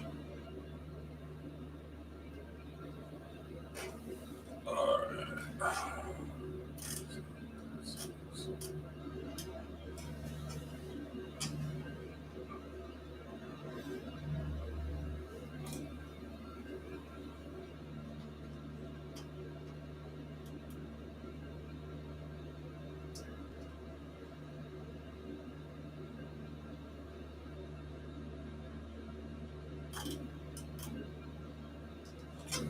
Trying to stay on my heading bug, hold my altitude.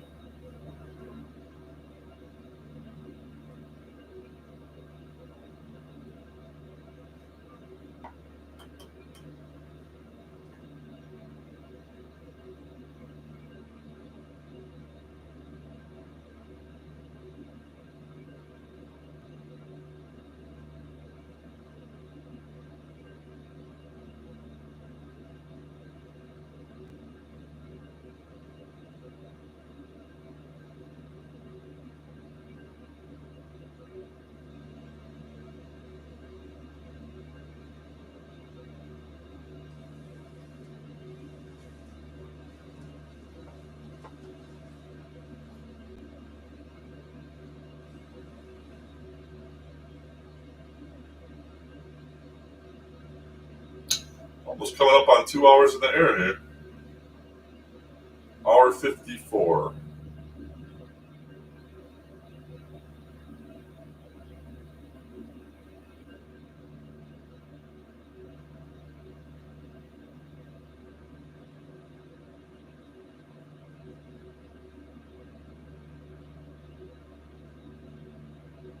French West 907, flight level 332, cross flight level 400. French West 907, San Juan Oceanic Center, identified, good morning. RPMs are dropping a little bit.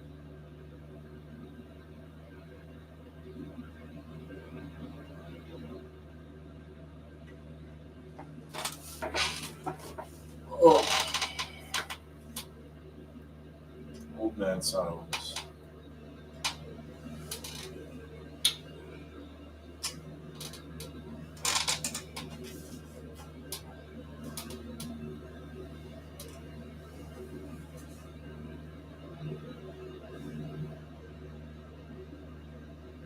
$47 miles to my waypoint, then we'll get handed off. Maybe before that, even. Still not picking up anything with the ADF. Nor my nav1, which I have tuned into my destination. VOR.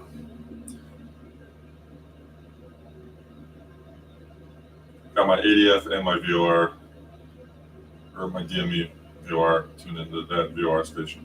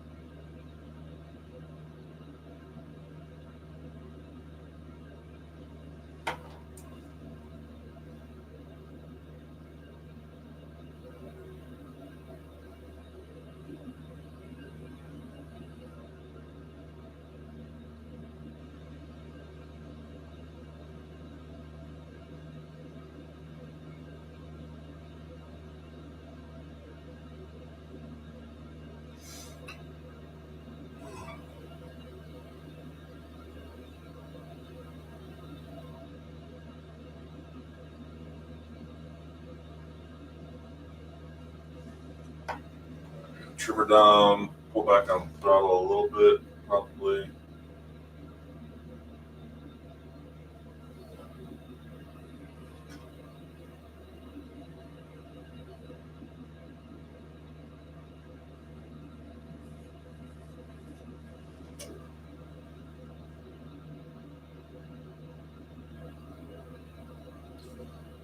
Should be there at our waypoint in a half hour.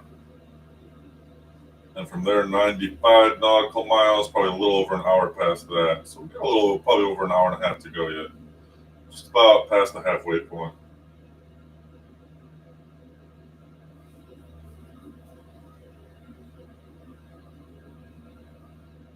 The beginning of the flight was much more regimented with all the waypoints. This is just like one waypoint in between like 200 miles.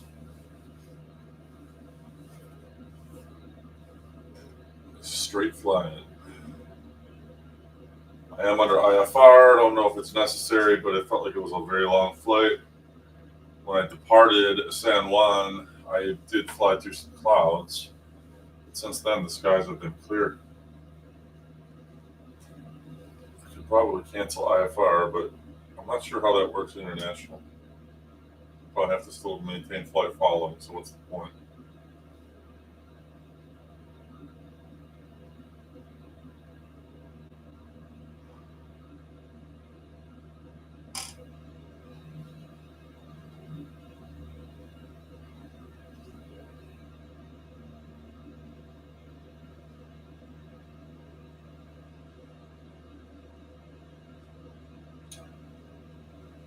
I'd love to get a wind report, but I have no clue.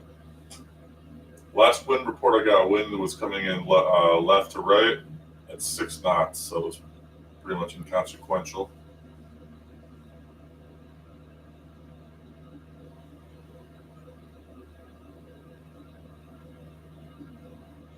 There's a boat.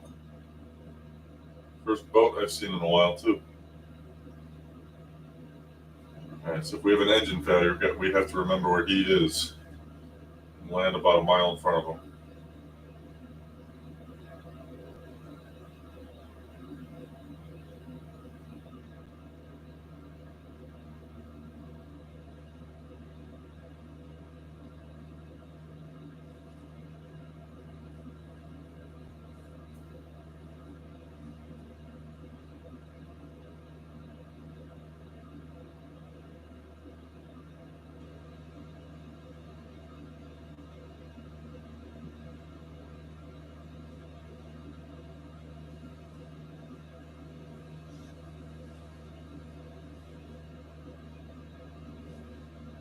Boat.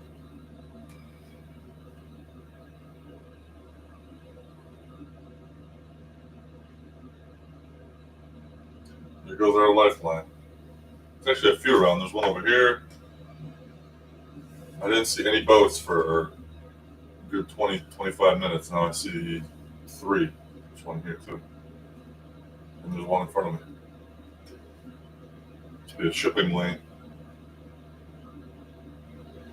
These are all shipping vessels.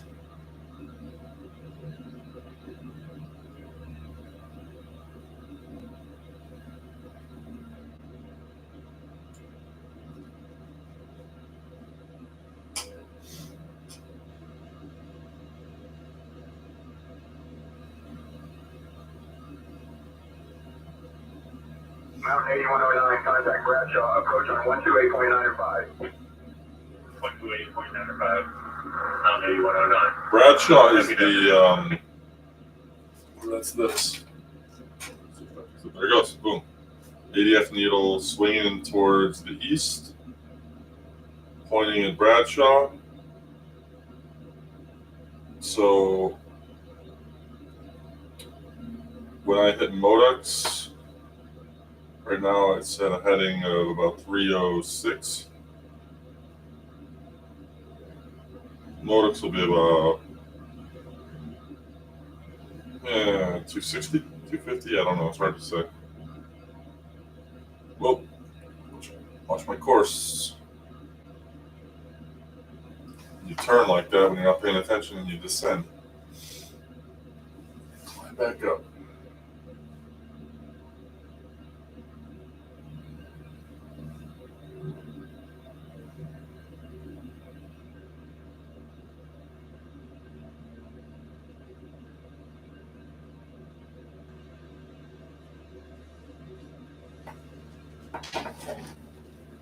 I'm going to trim it up now. I'm starting to drop, losing airspeed too.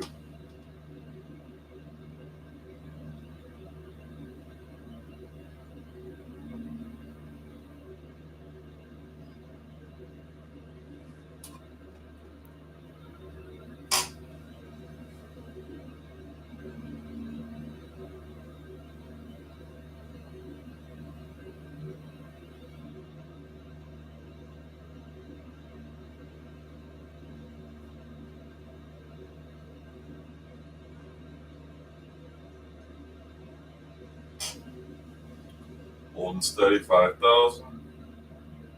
Still getting blown to the right a little bit.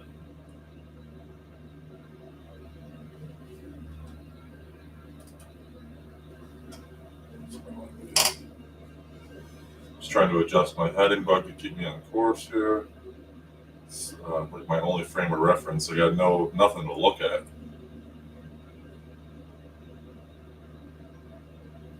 Done a lot of water. Another shipping vessel.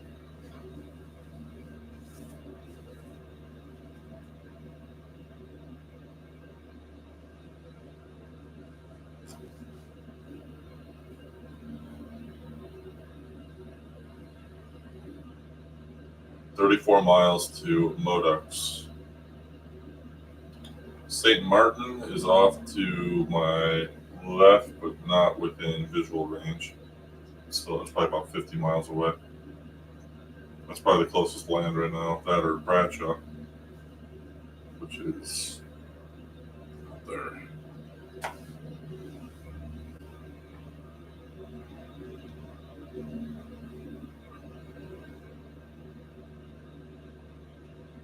Well,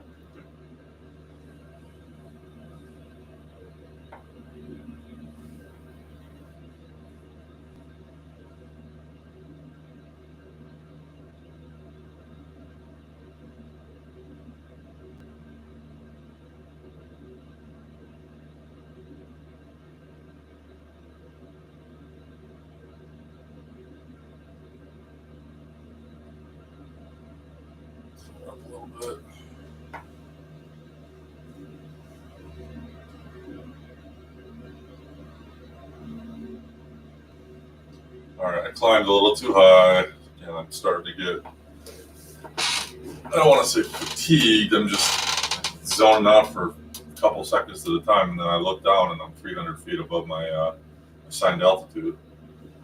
Gotta be careful.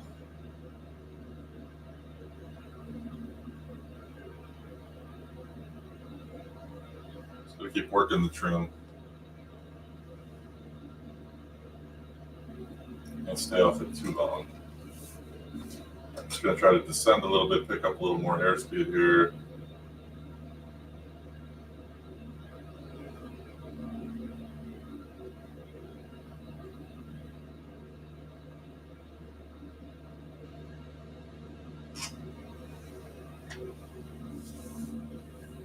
"20 minutes to the waypoint, and then from there 95 miles straight at the 131 radio to Pointe-A-Pitre.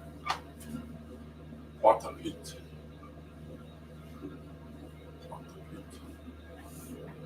And that is in Guadeloupe.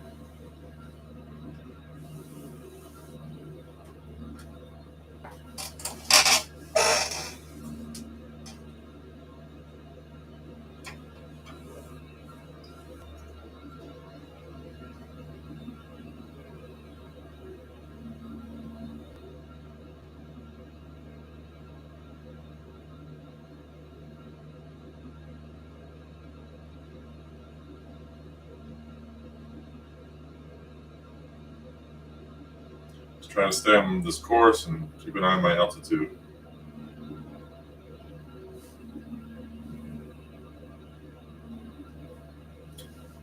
Units are still in the green.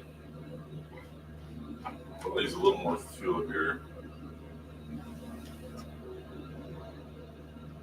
A little more fuel flow.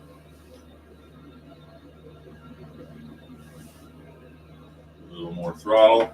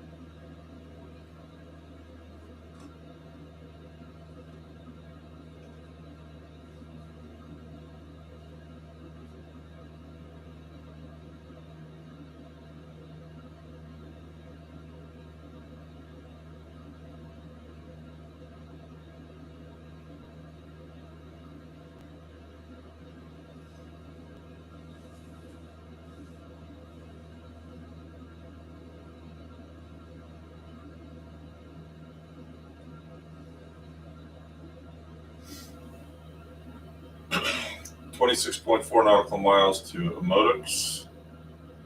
Should be there in about 16 minutes, 1,000 seconds.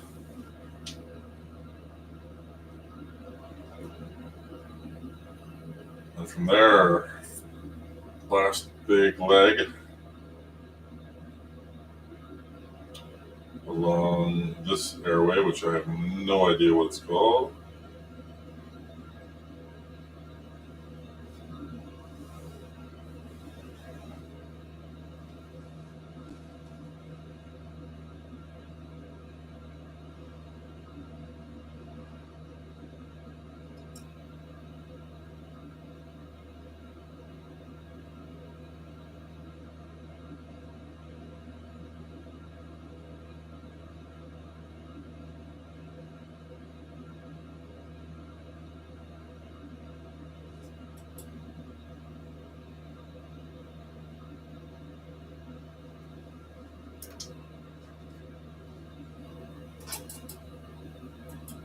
Center 1239, contact Washington 12137, take care.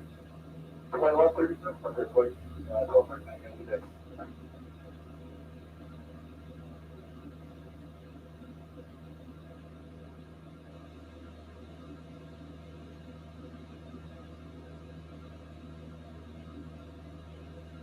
JS 353, direct Kinston, ISO.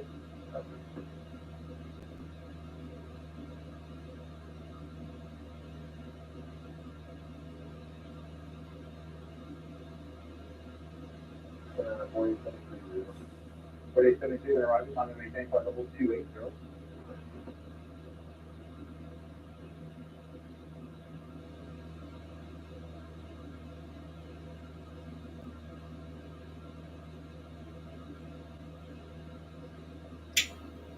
With a big freighter at my 11 o'clock. World Express 2821, contact Center 1 Oceanic Center on 118.15. Avionic on 118.15, World Express 2821.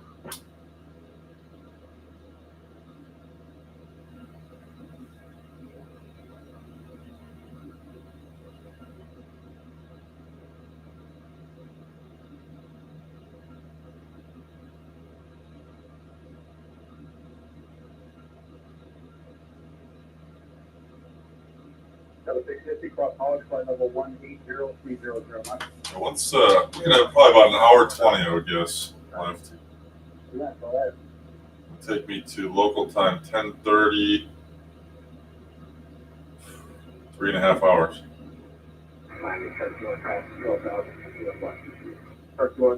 It's supposed to be a 3 hour, 7 minute flight, but for For some reason, it's going to take a little longer. Shark 2-1, what's your sign, Debbie?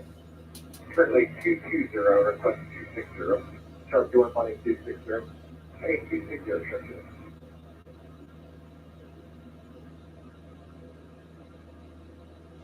And Ghibli 1475, climbing through 26.7 for 370.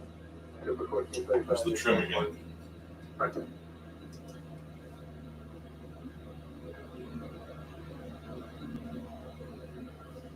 Couple big ships.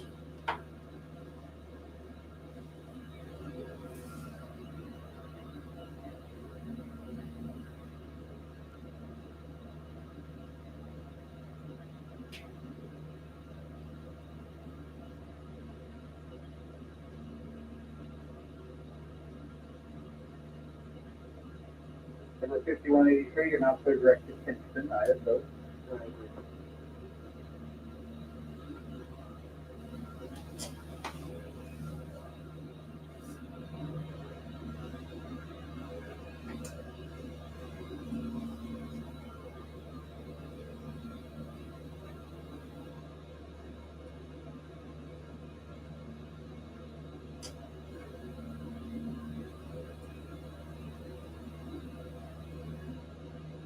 Whoa. Dropping a little. Alright, 682, gonna roger across the Hobbs intersection now. Hobbs is by level 180-300. Hobbs at 180-300 knots. American 682.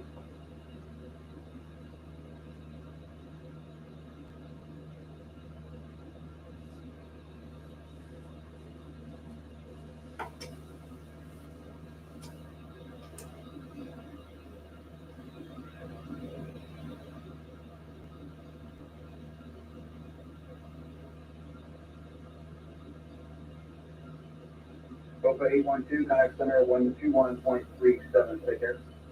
Bye-bye.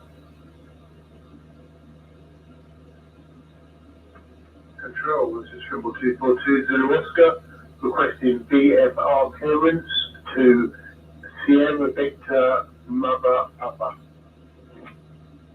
251 Alpha Star, VFR as of level 1003, miles on current frequency, squawking 2614, if I can find out, turn it on. Thank you. Triple 2 Zulu Oscar, read back correct.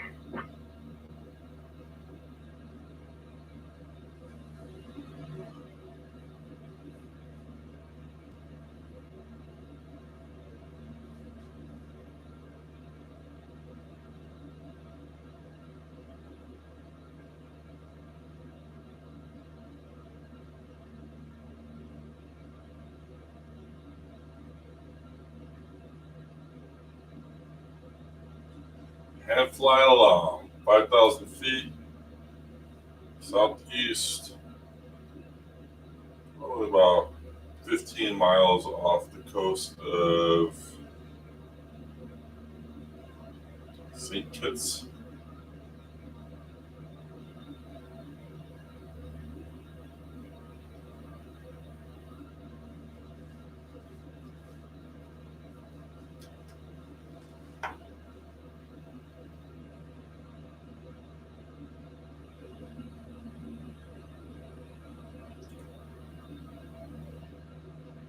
We're 2 hours in the air now, so 2 hours and 16 minutes in the air. I have not moved out of this seat yet, despite all the water. Oh man, I'm starting to get pretty numb.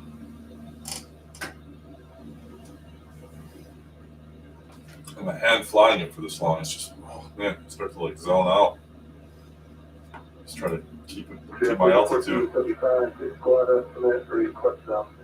Heading in altitude, instruments. 039, 79, and 370. 1475, 79 cruise. 79 cruise, 14, 75.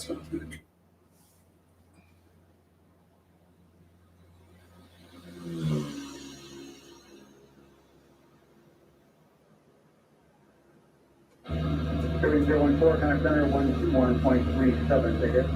Still 378, can I go for it?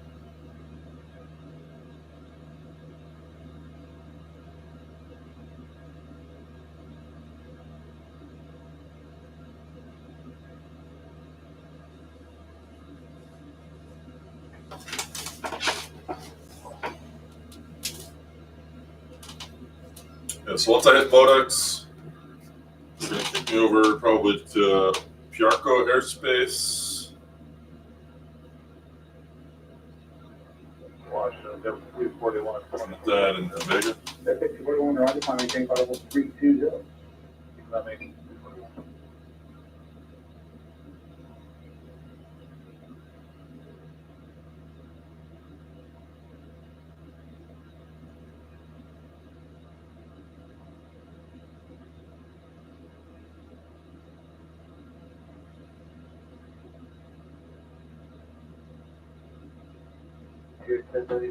St. Kitts and Nevis is off to my left. And then I'll be flying over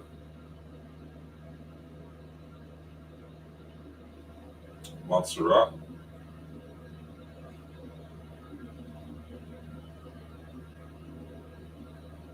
And from there to my destination, Pointe-A-Pitre.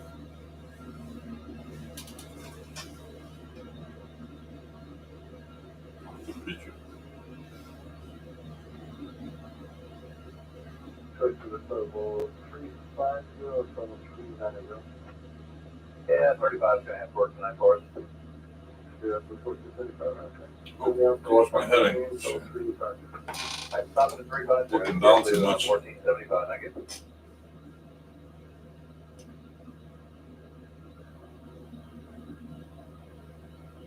Came in 200, just going to maintain almost 240. No, it's not on the most of the 40 in the front.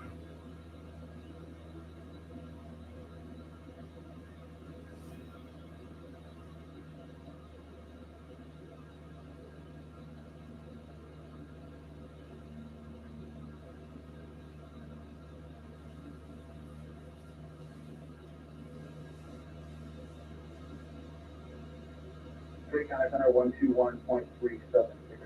No 137 out of good.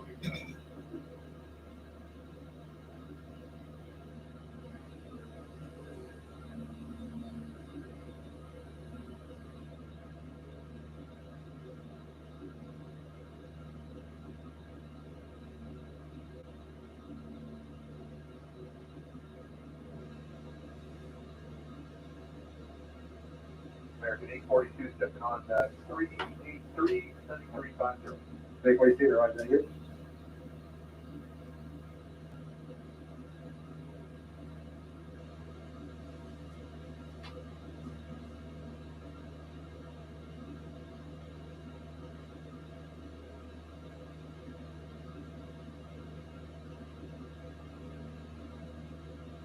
There, JetBlue 602, level 350. The picture to the right below, pause now by level 1803009. Alright, hi, 18030, that's JetBlue 602. 9:19 a.m.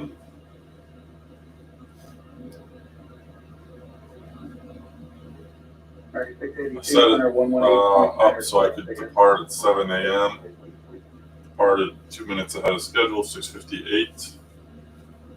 I was in the air. Here we are, 2 hours and 21 minutes later.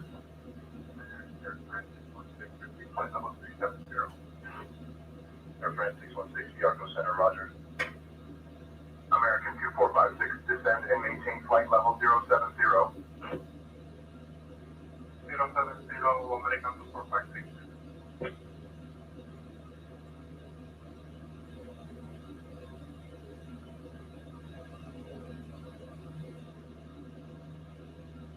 $1479, maintain flight level 400. 400, very force. Right on that 125 radio. Or are we? Or did we lose it? Oh no, we lost it. So we're in between two VORs right now, and we're not getting either. Level 180-300. So that's when the ADF would come in handy. If the GPS were to fail, I would just go land at St. Kitts.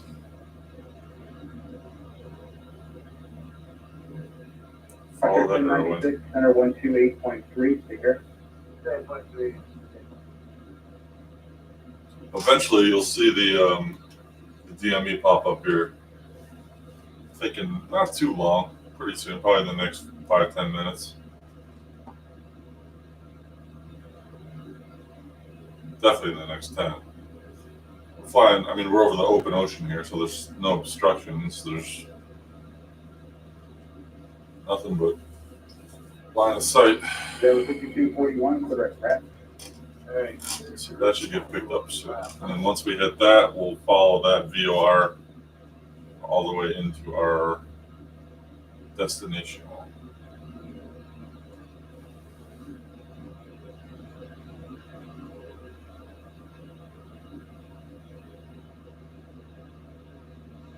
All right, 4 miles from Modex. So we're going to get handed off soon here. Feeling it.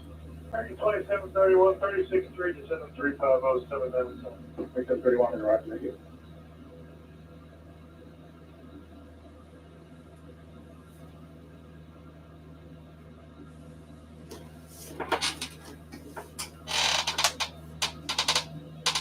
Have to trim it up a little more.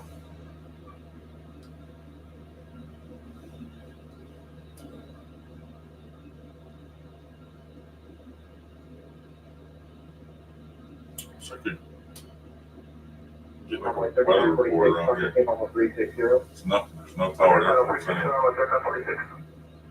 Hey, from good 36.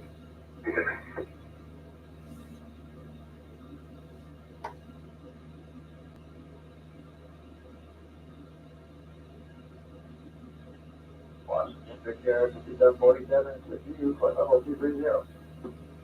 Victor 5747, Roger, maintain flight level 340. I'm going to 340, Victor 5747. No, I'm unable to climb to flight level 250. WX-Air103, can you please expedite your climb to flight level 250? No, I can't. That's the funny shit here on Say Intentions. People fed up with the malfunctioning AI. No, I can't. Didn't even say the call sign. 2398, better walk. All right, 1 mile of Modex. Here we go.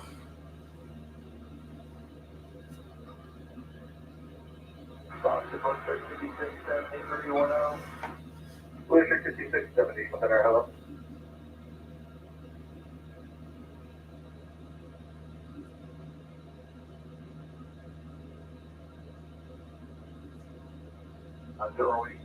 Whoops, I got the wrong waypoint. I thought something looked wrong. 08 kilo Charlie, that's 131.35. 2135, 8 kilo Charlie. TFFR, not TFFJ. Jesus.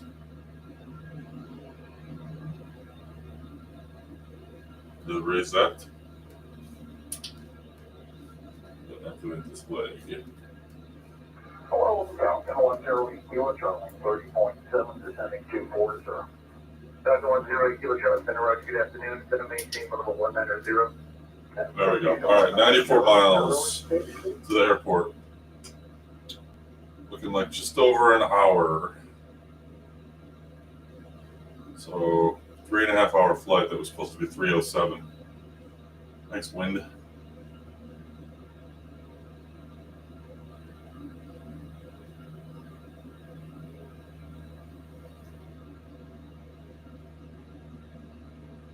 Once I get to this island, though, the rest of the trip will be south or even southwest. I can ride the St. Vincent and the Grenadines down, so I'll probably not have to fight the wind anymore at that point. Once I get to Say again, frequency 85 Juliet. This is 12509.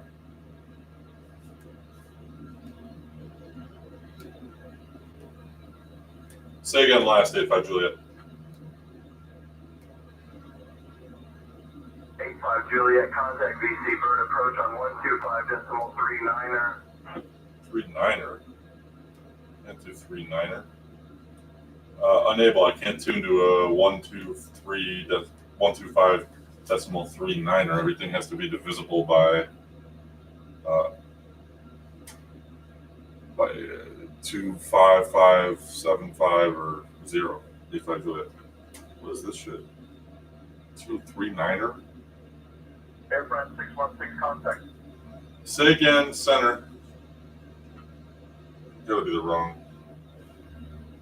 85 Juliet, contact BC, approach on 125.39er.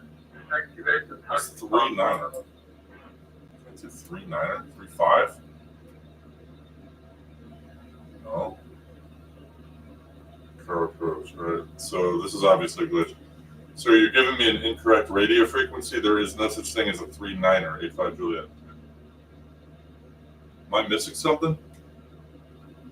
What? 85 Juliet, apologies for the confusion. Contact BC bird approach on 125.39er. Well, I can't, because there's no such thing as 12539er. So, what, 375?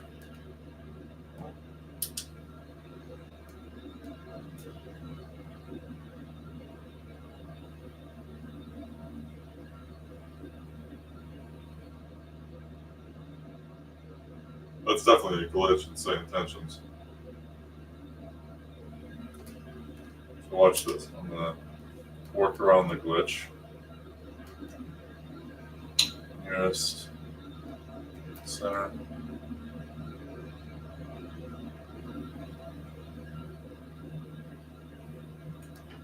Center Skyhawk 5385 Juliet with you at 5,000. Just try turning into another frequency and see what happens.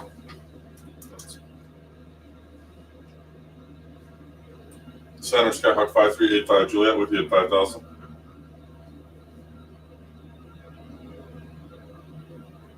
November 5385 Juliet, Puerto Center, identified. Hello there. So Puerto, well, they handed us off. But unfortunately, they handed us off to a frequency which doesn't exist. I would call that a bug. Catching the, I got my VOR. I don't even need IFR if it wasn't for this being an November 5385 Juliet, Puerto Center, contact VC, bird approach on 125.39er. unable. That frequency does not exist. 85 Juliet. How long are we going to go on with this? 85 Juliet, Puerto Center, contact VC, bird approach on 125.39er. How am I supposed to tune into a 39er when my radio will only turn into a 375 or .00? 85 Juliet. It's gonna fuck up my whole flight. Come on.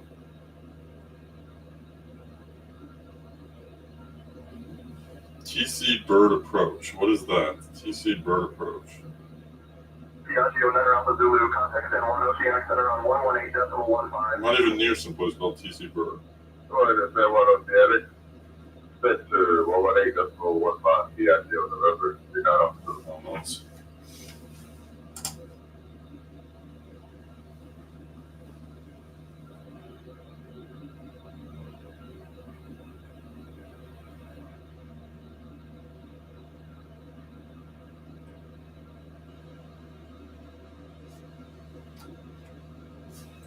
Center Skyhawk 5385 Juliet checking back in at 5,000. Just try to keep calling the center until they November establishment. 5385 Juliet, Puerto Center, identified. Good morning.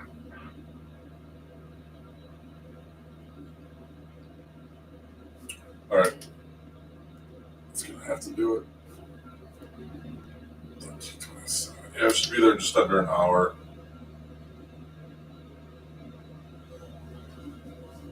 Now, let's start looking at that airport. I'm practicing the pronunciation.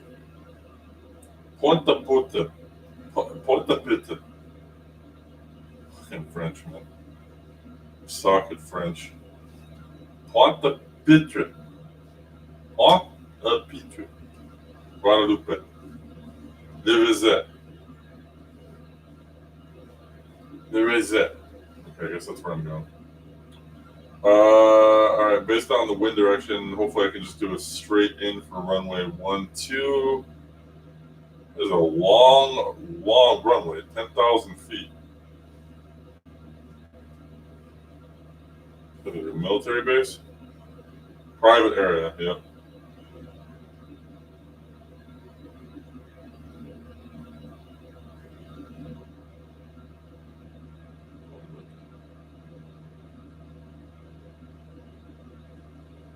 All right, so I'll park near Quebec. God, that is a long runway. November 5385 Juliet, Rico Center, contact VC, bird approach on 125.39er. Unable. 85 Juliet.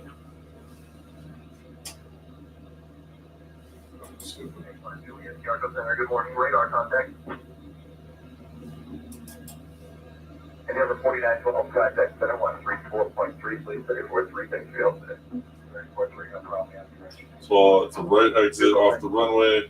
I could easily catch Mike, but maybe I'll just get off at Quebec. Oh no, I can't. That's a private area. I cannot get off at Mike. Let's get off at Quebec. Now there's some shady shit going on at this airport. A couple of private areas, 2-mile runway. What's going on out there? French territory. Pointe-A-Pitre is French. American 2323 at 19 for American 2323, Center, welcome, so maintain level 340. 340, American 2323.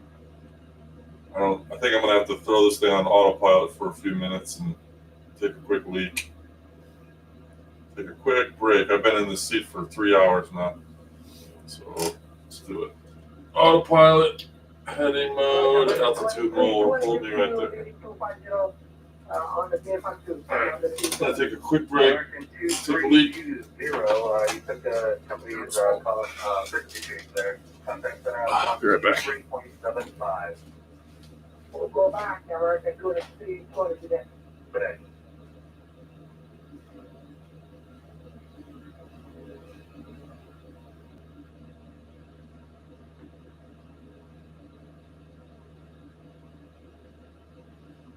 There's 543, contact Savannah Center 135.1. 251, Havana Cruise, 5432.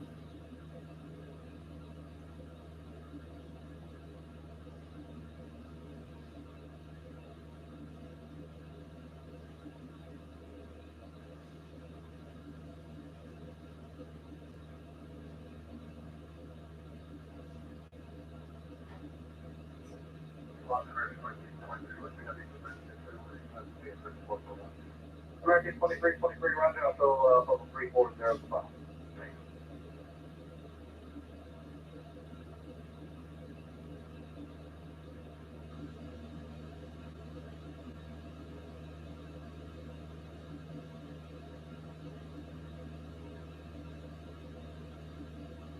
Air 7290, contact Boston Center 124.12. 12, Laminar 79, 79.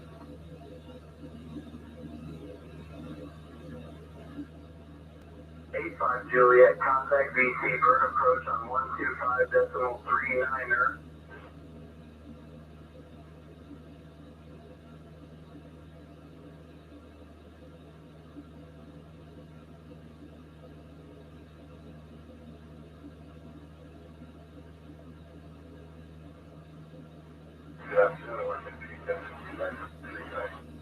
American 372, Center, welcome direct to Montana. Direct to Boston.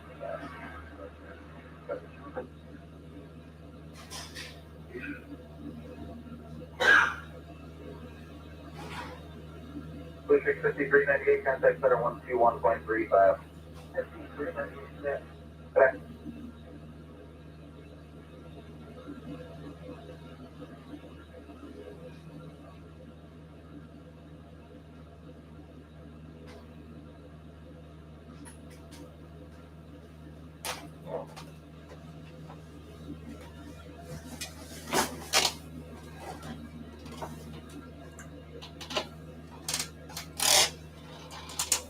Oh. Autopilot off. No, 745 looking for Lois. Delta 745, yes, just clearing traffic to 78 level 240. And it's flight level 240, no 745. Inside airspace. Bullshit, what airspace? Delta 10 Kilo Charlie, contact Oh. at 134, 23.75, 2375, that's today. 2375, 08 KZ. Bye-bye, guys. Echo, Yep. class E space. 3,000 to, yeah.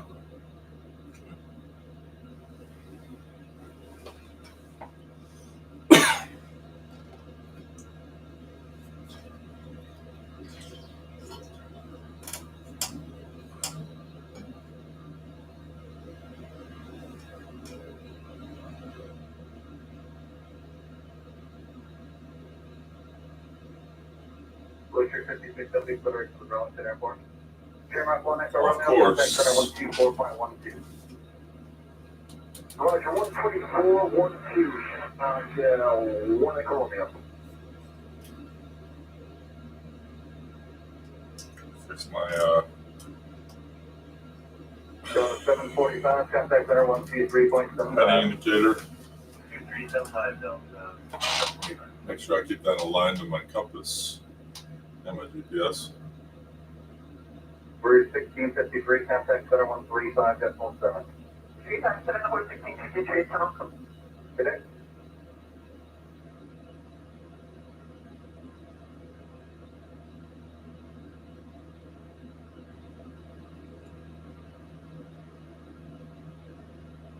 Eight-five Juliet, contact VC bird approach on 125.39er. I cannot tune into 125.39, or I do not have that capability on my radio. If I do it.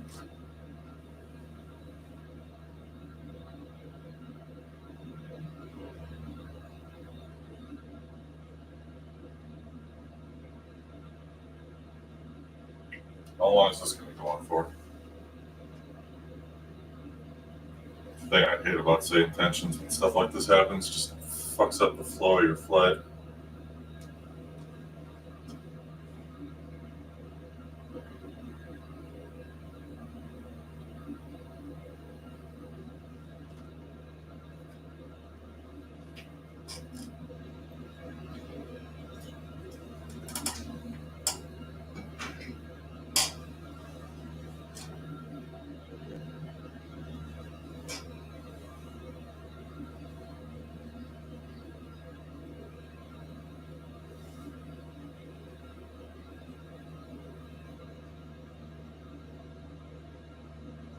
I'm still cruising 5,000, heading of 132, 70.5 nautical miles from the airport.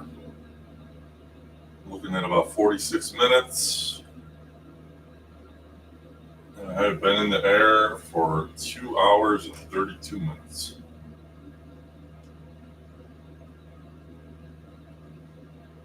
So this was supposed to be a 3-hour and 7-minute flight, but the headwinds had something to say about that.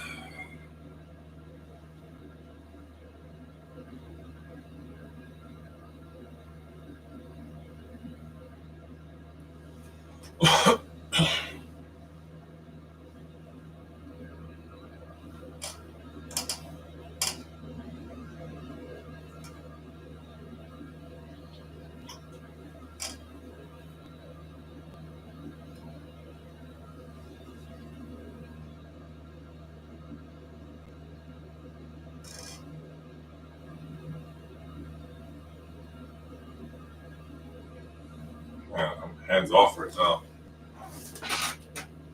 Trim is perfect. Trying to fly with the rudders again for a while. Nope. Not a good start. Try that again. Need a wind report.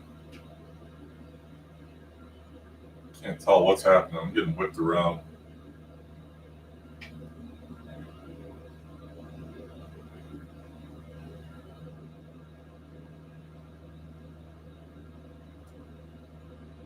85 Juliet, contact BC bird approach on 125.39er.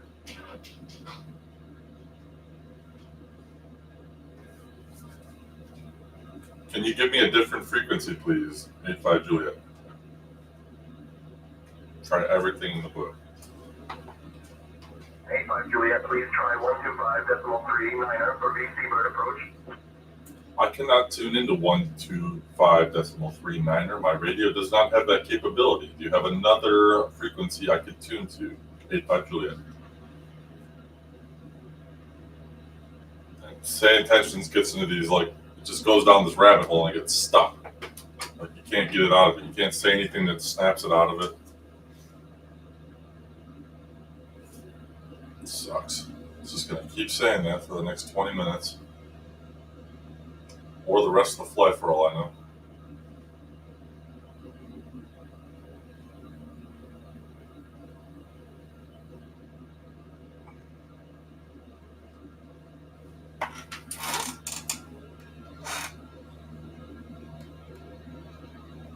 Easy bird.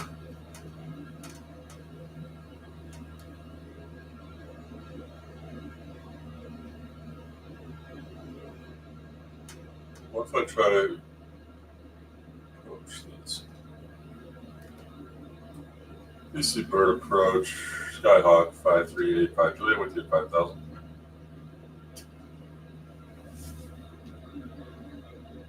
November 5385 Juliet, BC bird tower, roger. Maintain vigilance for bird activity at your altitude.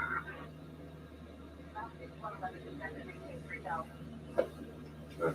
Found a different frequency on my own.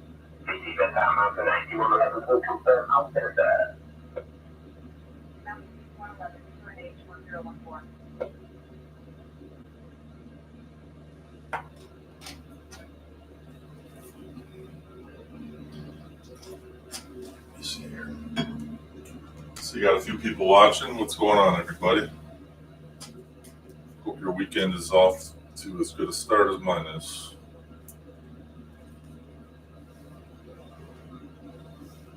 I love doing this stuff late at night. It's so fun to get into this cockpit and just go for a long flight. I especially like doing night flights. But when it comes to streaming, you can't see anything unless you're flying over a city or well-populated area. If I was flying this right now over the ocean, you wouldn't see a thing.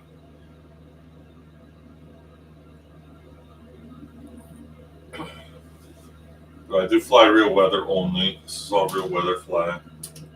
November 5385 Juliet, BC bird tower, contact BC bird departure on 125.39er.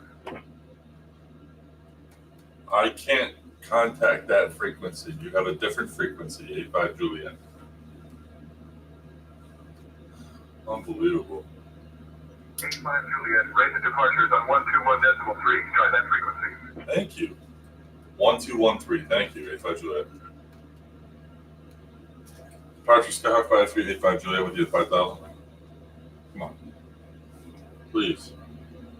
November 5385 Juliet, raise the departure identified. Good morning, Gerald's Park, QNH 1015. Jeez. Thank you.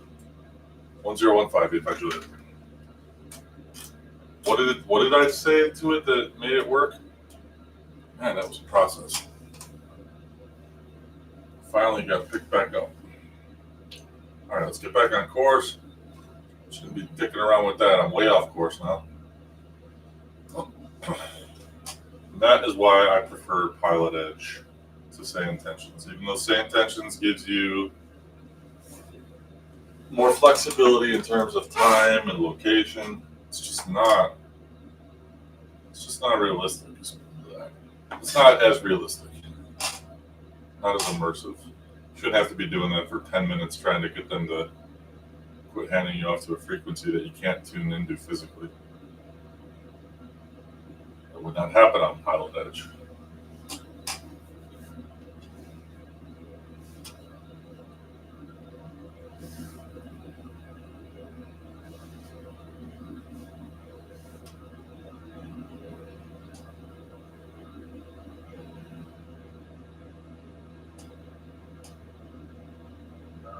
do, I could change the destination to low raise. Tango, Foxtrot, Romeo. My request destination is Tango, Foxtrot, Romeo. Man, that is a French accent. India Victor Kilo, say again your request. Even the AI didn't understand him. My hat's off to people though who I can't imagine having to learn the ATC jargon in your not native language. Like I've taken French, I've taken Italian. It was so hard for me to try to learn another language.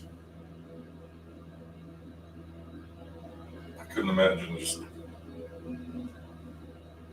doing more than asking where the library or the discotheque is. Oh God, so off course again. What am I doing? Daydreaming here. Got a long flight. All right, we got some land off here to our left. What is this? What is this little island off the left? Gerald John Osborne International. 85 Juliet, contact BC bird approach on 125.39er. No! Do you have a different frequency I can try? Because that one I cannot tune into 85 Juliet.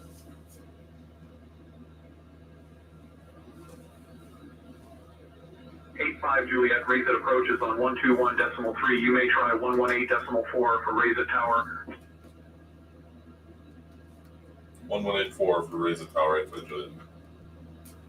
Here's the tower, it's Skyhawk 53, 85 Juliet, 5000. November 5385 Juliet, raise that tower, roger. See, this is what I mean. Every time I do a long flight with same intentions, it glitches like this somehow. I mean, it's not cheap. I know they're still working through a lot of bugs and kinks and things that's way above my capability or understanding of how they do all that. I know it's extremely difficult. But, I mean, for what it costs, it's like 3 months of a subscription. You're already paying more, as much as you're paying for the entire simulator. I'd much rather pay for Pilot Edge, but not as many people use it. But not as many use X-Plane either, but I prefer X-Plane.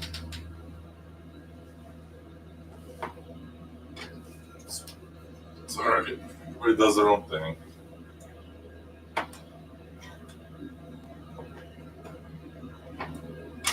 Alright, fuel's looking great.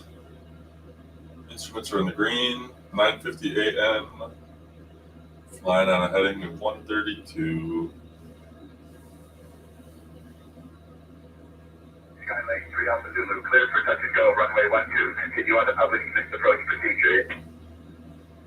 Clear for touch and go, runway 12, continue missed approach procedure. Heading to Guadeloupe. Can you please confirm QNH? Be there in about, be on the ground in 40 minutes. Hoping for a straight in, runway 12.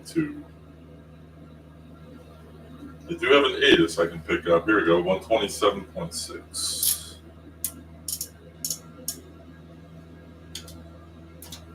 Runway 12 There it is. course heading, altitude, and if flight following is requested. Read back all runway and hold short instructions. Advise on initial contact you have information Oscar. Pointe-A-Pitre raise at International Airport. Information Oscar. 0330 Zulu. Wind 085 and 6. Visibility 6. Sky conditions. You at 4900 feet. Temperature A 27. little cloudy. Dew point 24. UNH 1017. Density altitude 1300 feet. Transition level 9 or 5.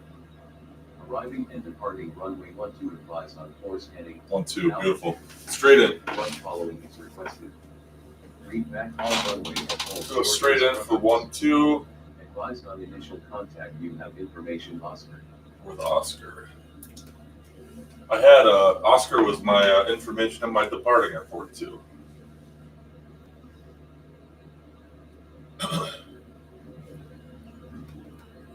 Space. Which airspace am I entering? I don't even know. I don't understand some of this international airspace. Not gonna lie. Coming into a delta. Well, the delta. Whoa, Jesus! What am I doing? I gotta turn the butt kicker on so I feel that. That was a huge turn off course. So I'm going to be entering a delta airspace, which is 2,500 to 10,500. That is a very high delta.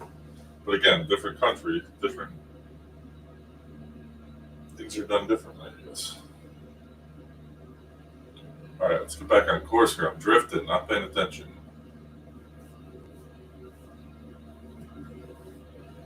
Okay, if I can hold this heading at this altitude, I got to trim it up a little bit, though I'm dropping a little.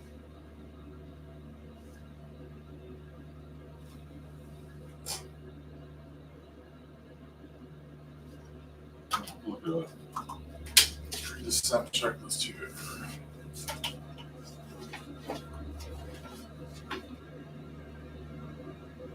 Also remember to enrich in the mixture. Fuel is set to both. I got my ATIS. Heading indicator to compass is looking good.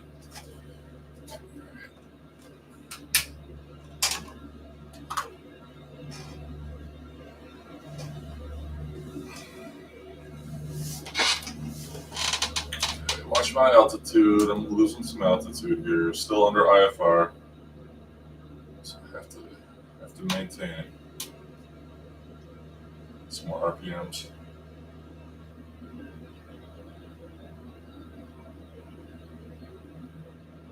Hold this heading. 50 nautical miles.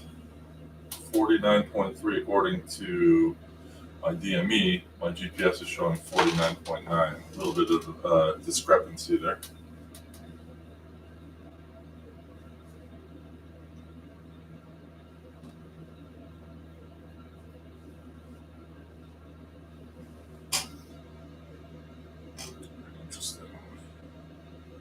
All right, I'm going to switch over my ADF for the non-directional beacon. There goes the arrow.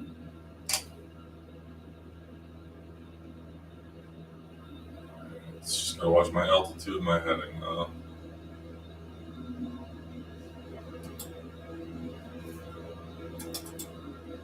American 402, flight 8265, at 27 west, clear for takeoff. I got the left, anyway, close it to.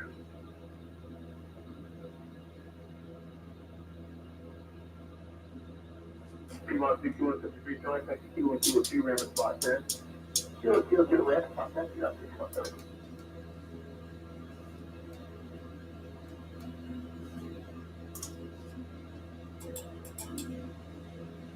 I think that 123,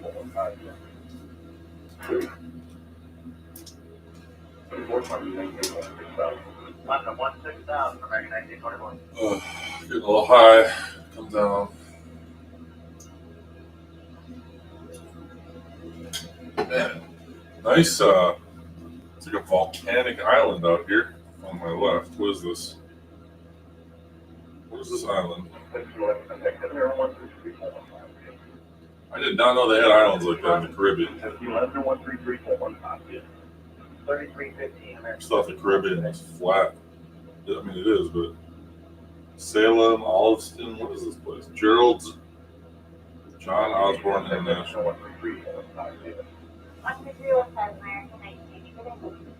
Montserrat. Interesting. Never heard of it. Looks really beautiful.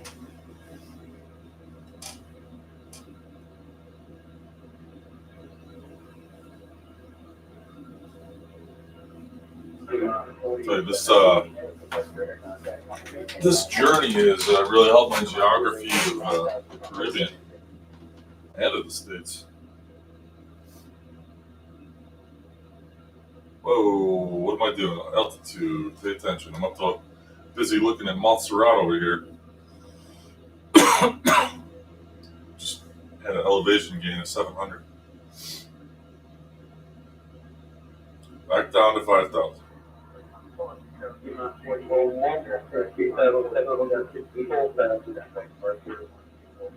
Atlanta 211, rapid approach, radar contact, clear direct 2X, climb flight level 200. For level 200, Soviet 211. Fuel. Right, heading 340, enter sky 1407.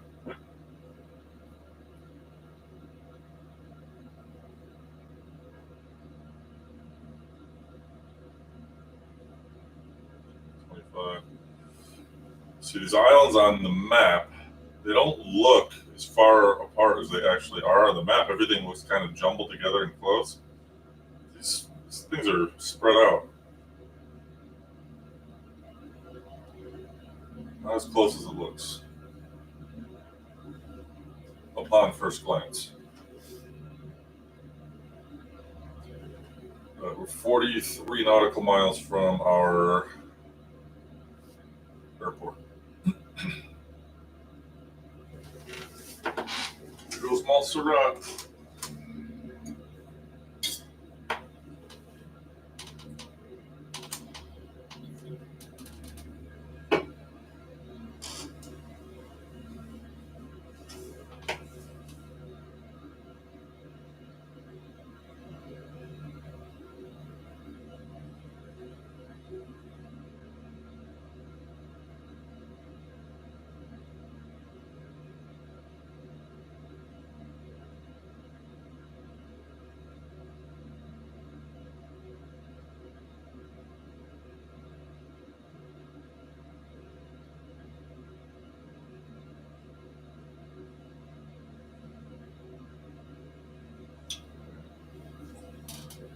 Trim it up. Hold at 5,000. Pay attention. Watch that altitude. In this delta, I'm in this delta airspace. Got the map here. Caribbean Sea.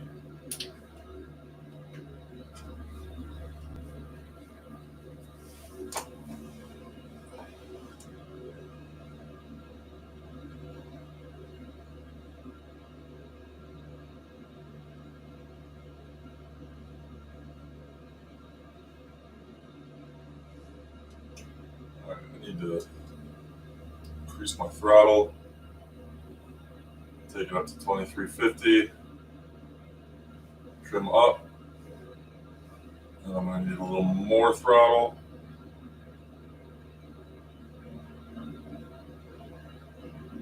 Get up to 5,000. I'm having a hard time holding the altitude all of a sudden.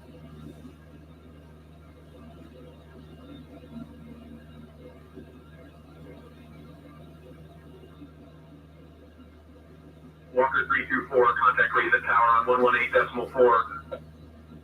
Contact Razor Tower on 118.4. This is Walker 324. I got one too.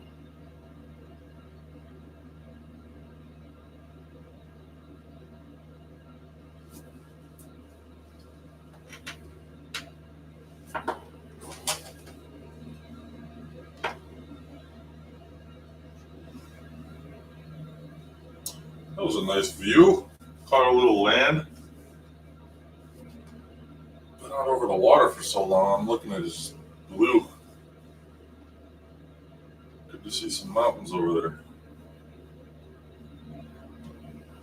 Imagine how those early explorers felt when they first hit land.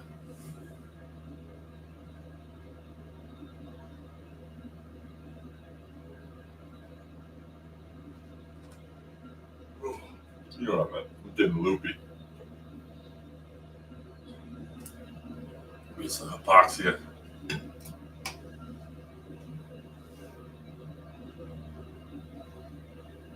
Alright, I'm down to under a half hour.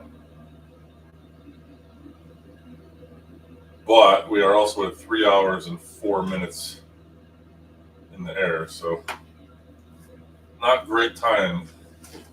Hoping my remaining flights will be better time than this, flying with some wind instead of into it. This one was just flying straight into it. I mean, it was only a 6 to 8 wind, 8 knot wind, but when you're talking about this long of a flight, it adds some time to it.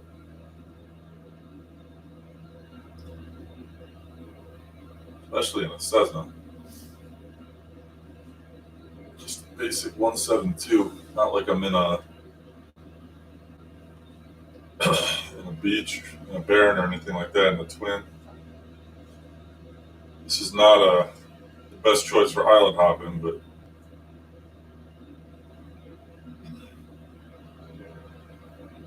I like it. I like these long hauls with the Cessna. It's cool to give it a go. 3.5's okay though. I've done longer flights than that.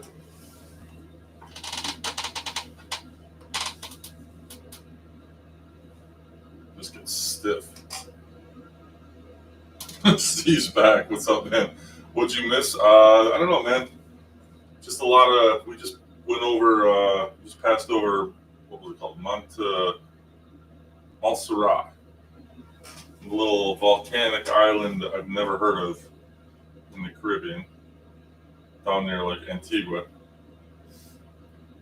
But other than that, not too much, man.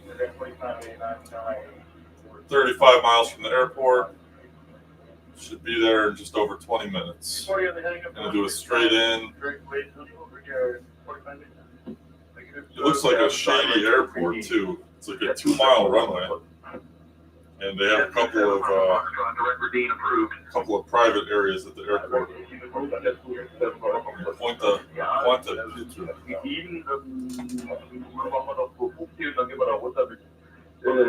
CF12 Yankee 192 und dann 160 12Y JetBoost and Baba Foxtrot. That's hard to hear. 3455.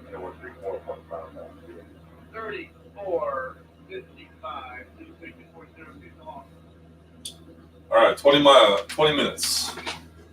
21 minutes. But again, I'm not maintaining my altitude. So I'm focused on my heading. I keep drifting from my altitude. I just went up another 400 feet. IFR, you got to stay within your zone.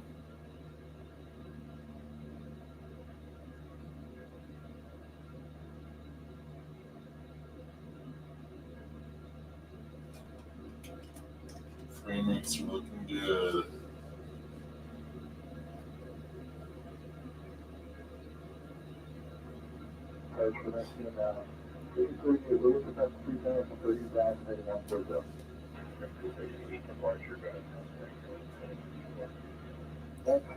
What you did miss, Steve, if you're still there, was a horrible exchange with same tensions. Like super glitch. Thing kept trying to hand me off to a departure frequency that didn't exist. Like I couldn't tune into that number.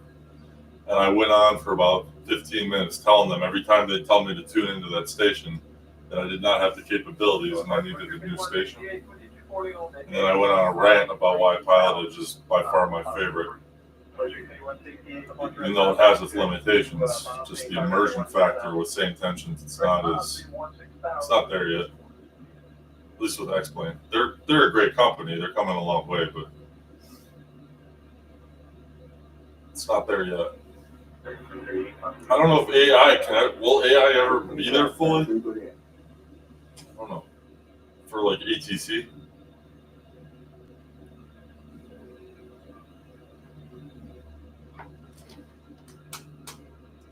Yeah, I feel like every time I take a flight, like more than say 50 miles, I usually have some kind of a glitch with same tensions. I don't prefer it. I'd much rather just be on pilot edge all the time. It's hard to stream pilot edge though, because it kind of hogs the some of the internet data, man. I tried doing a live stream once. I wanted to live stream one of my ratings, and I remember I was trying to like look at it on my phone to see how it looked, and it was all blotchy, like very pixelated and like almost like a strobe effect on the stream. So I just couldn't do it. But I would much rather do that. I'd rather go through all my ratings, my eye ratings, my cat ratings. That would have been cool to live stream that.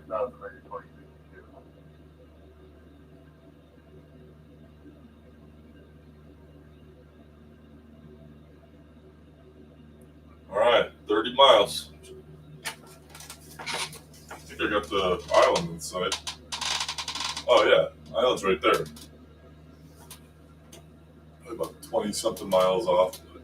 It's there. I just haven't really been able to see it.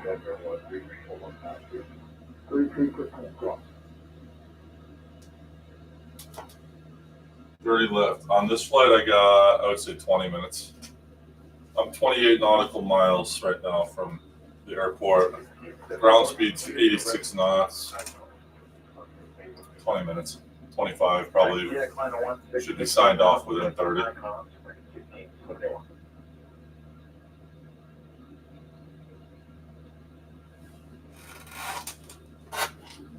This, I feel like, was the perfect length, this flight. Long enough to make some headway, but not so long that I'm up till like 3 in the morning. I could probably keep going. I just, this is good. 3.5 hours in the air seems good. Plus, I did like a thorough pre-flight process, which added to the video even more. I wonder how long I've been recording. Probably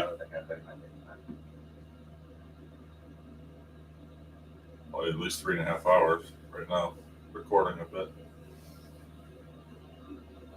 I didn't see what time it started. I don't even know what time it is right now. It feels like it's well after midnight. Hold on. Oh yeah, 12:19. After midnight.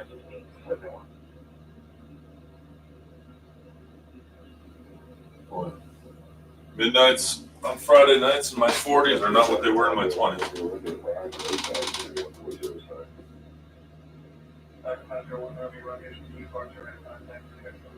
There's my island. Pointe-A-Pitre. I gotta say it again.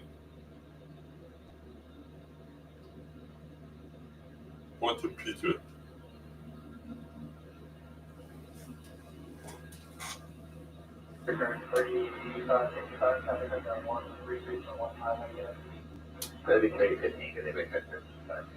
Where is that?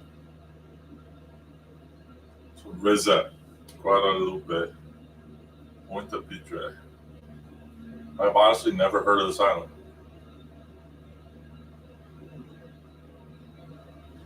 A lot of places. So get land, vacate, Quebec or after, to the right. General aviation's all the way to the right from there. This is good. Pointe-A-Pitre.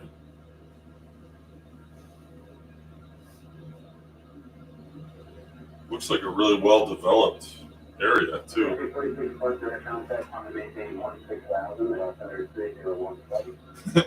Yeah, man, I think I was saying that on the stream that, like, once you hit 40, like, every time I do anything, I make noise. I'm just moving. I'm just always making sounds. My daughter pointed it out to me. She's like, why are you always grunting? That's just what men do when they hit 40, honey. Old man noises. It's crazy, the drop-off, though, once you hit 40, like, physically, just, man. 38 years old, I was, like, prime health. Like, I felt great. Now I'm 44, it's like, Jesus. It's a sharp drop.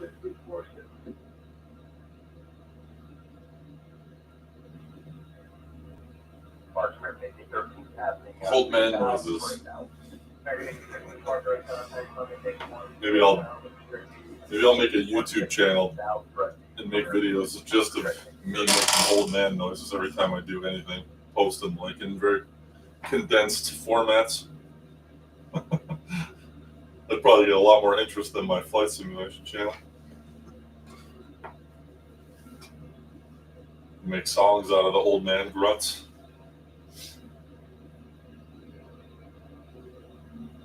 I don't know what I'm talking about. I'm tired, man. I'm getting loopy.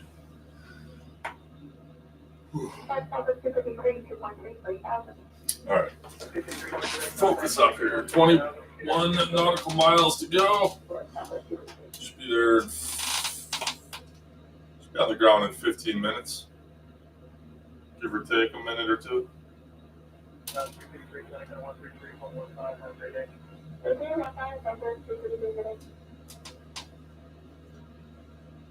can't tell from here, but it looks like we might be flying into some clouds. Let me get that. Charlie 1, Gator Area 1, Bravo 9, 1, Bravo 9, Well, high level. Let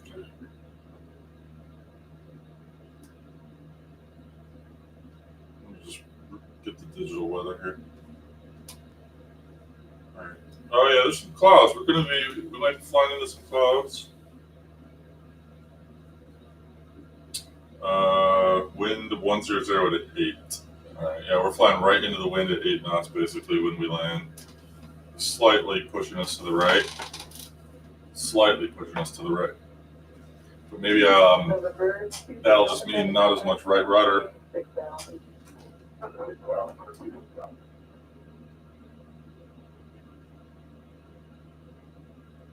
Orlando ATC on that sim? Yeah, I'm down for that, man. The only problem is I'm not going to be around tomorrow evening.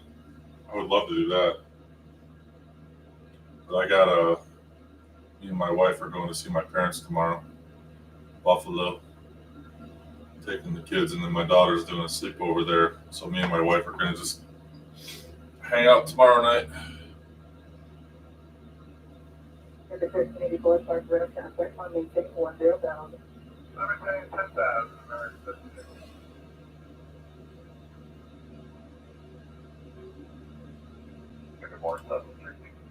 Steve, I forget you're on Pilot Edge too, right? Or have you done it? I can't remember. Because they're doing like an Oshkosh sim venture or something like that. But basically, they use all the Oshkosh controllers and they do it at like a fly-in event. You gotta go through. You gotta download the scenery. You gotta hit all the VFR waypoints. Oh, that's sim only. Okay, my fault.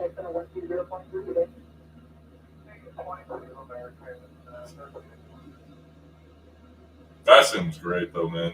Can't believe it's free.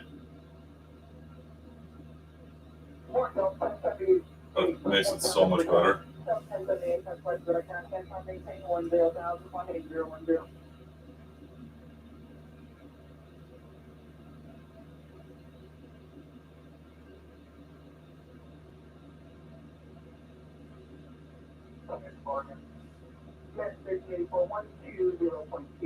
I'm losing a little bit of altitude and airspeed again. I'm going to keep trimming it. Overcorrect. All right, 16 miles.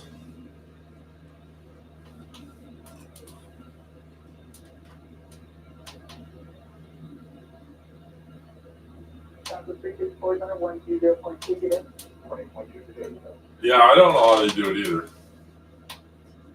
I really don't. And they don't just like get by. Like they sponsor stuff at like the Flight Sim Expo. You know, like the Flight Sim Expo. I think it was last year. Didn't they had like all those controllers there, and they had a huge booth set up, and they were like doing live ATC from the broadcast stations there. Like, it's amazing.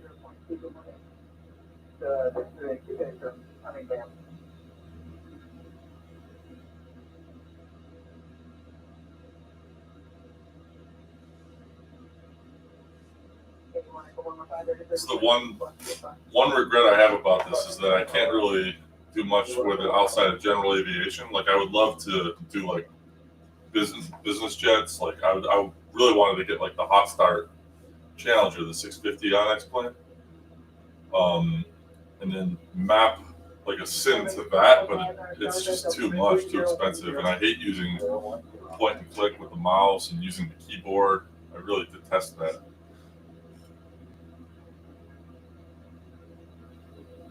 All right, we're going to be flying, descending through these clouds.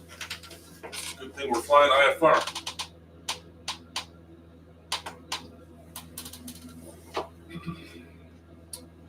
14 miles from the airport. We are over land, finally. Man, this looks like Hawaii. I feel like I'm coming into Jurassic Park here.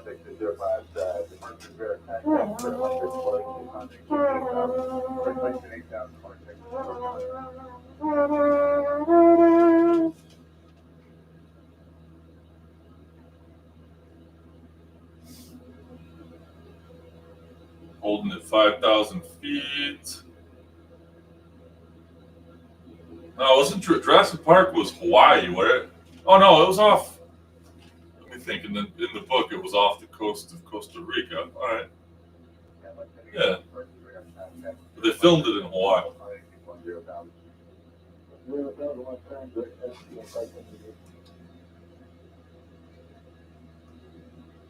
Be a little soupy. I'm gonna get some descent instructions here.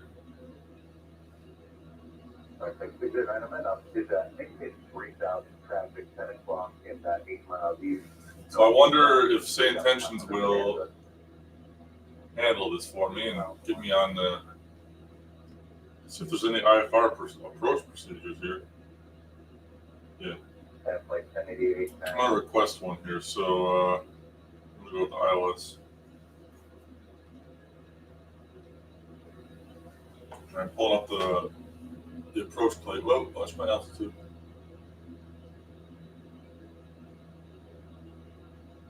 Horizon Tower, Skyhawk 5385 Juliet, requesting the ILS runway 12 approach.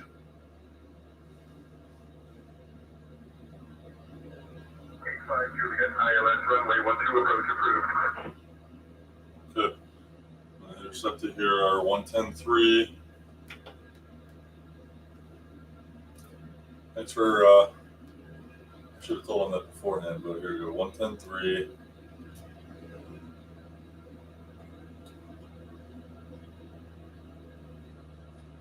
Load the procedure up. Doing this hand flying.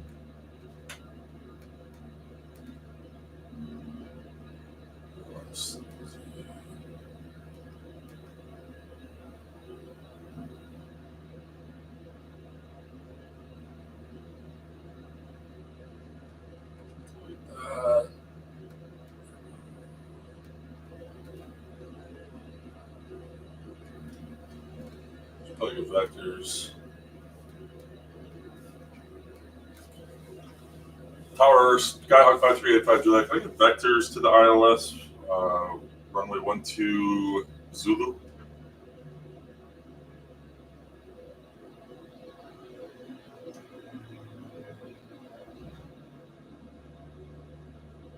Yeah, see, like they're not doing anything with me. They're gonna overfly me on the airport. I'm just gonna do it manually. Okay. I'm on the ILS right now. Let's see.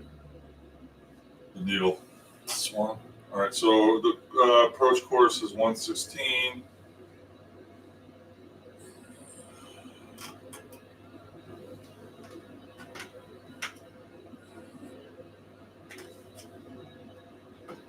I gotta slow the hell down though. I'm flying right now. All right, altitudes 3,600. Whoa, I'm too low. Oh no, I'm past that. No, I'm okay. I'm right on it. All right, so I'm flying the localizer and the ILS in my hand.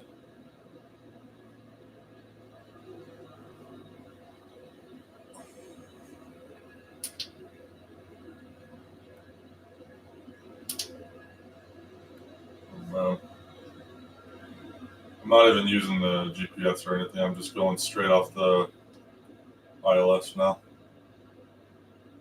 Holy shit, this is hard. I can't see a damn thing. I heard a soup, but this is stew. I'm too low. I gotta be careful here. This is like true IFR.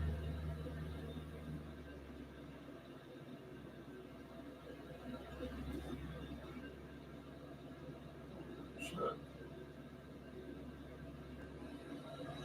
Whoa. This could be my last stream ever.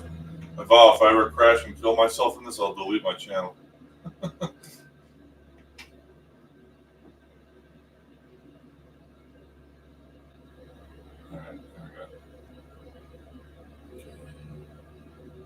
2 hands flying this thing.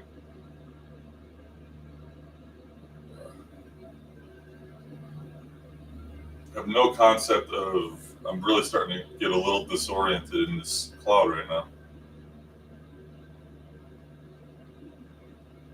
I have no concept of where this runway is, other than just following the. I don't even know my distance. I gotta get my flight plan loaded up. Activate this.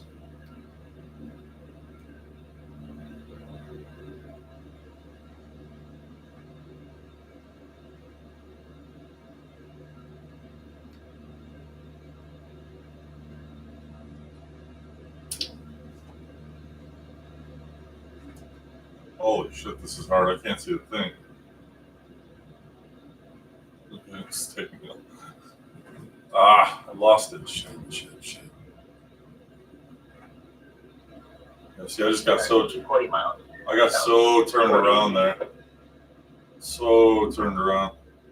Correction, en route to VC Bird International, not Madrid. Skyhawk 9 Kilo Charlie, cleared for Dude, approach. how low is the ceiling? Descend altitude. I thought it was a few clouds at Report runway in sight. 2,900. That was the, or 4,900. That was the weather report. The ATIS I got was few at 4,900. I'm at 2,000 feet right now. Can't see a fucking thing. Say intentions. No, that's not your fault.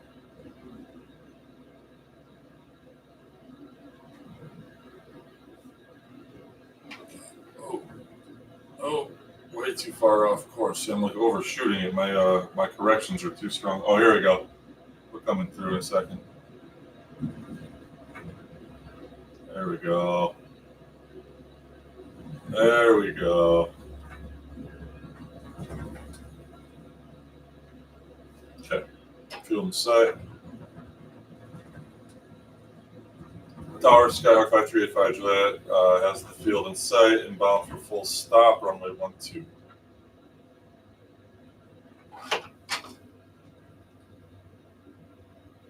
Juliet, wind 085 at 8, runway 12, clear to land. Clear to land, runway 12, 85 Juliet.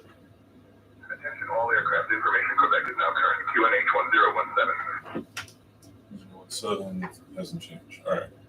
We get back on this ILS. Man, that was disorienting. I was fine, but like that was a challenge, especially after this long of a flight. That's been nothing but just chill cruising. All right, I'm a little low. Throttle it up, so I should be descending at about 65 knots here. Right now I'm at 75. But I'm too low. You can see that. See the lights. So I'm gonna go full flaps now. All right, and now I want to get on that glide slope. Oh. All right.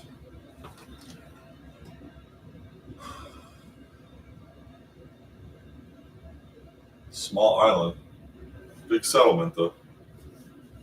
Very developed over here. All right. Yeah, this was a good length flight. All right, I gotta watch my airspeed.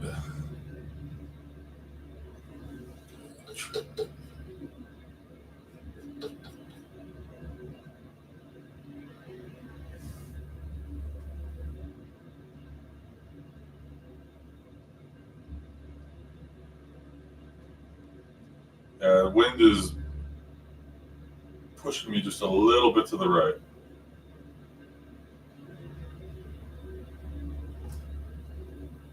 I should do left aileron, right rudder. Not necessary. All right, I got a nice descent speed right now, holding there at about 68 knots. I'll be at 65. Never did my descent checklist. Landing lights on. What am I doing? Got to do my checklist. But I was in the clouds. I couldn't. All right, hold on. Descent mixture rich. Yeah. Fuel is set to both. I got my ATIS. Good. We're good. All right. Not the time to do that. See, I'm getting pushed right again. All right, I'm right on the glide slope here. This is the path.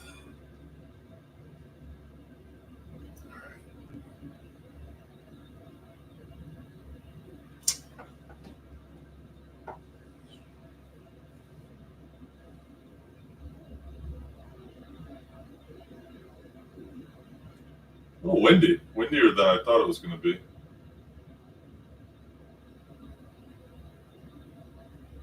Yeah, I'm getting pushed right, for sure.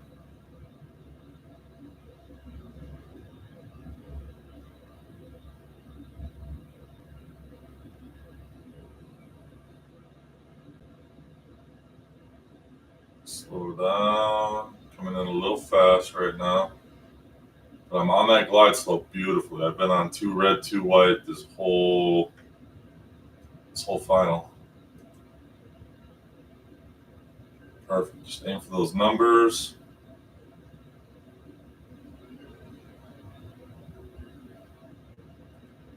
We'll exit to the right at Quebec. 56609, Charlie, be no X. I think it's 4,000. 4,000, market 609. Okay, throttle back a little bit. I'm still a little fast. Got a little downdraft there.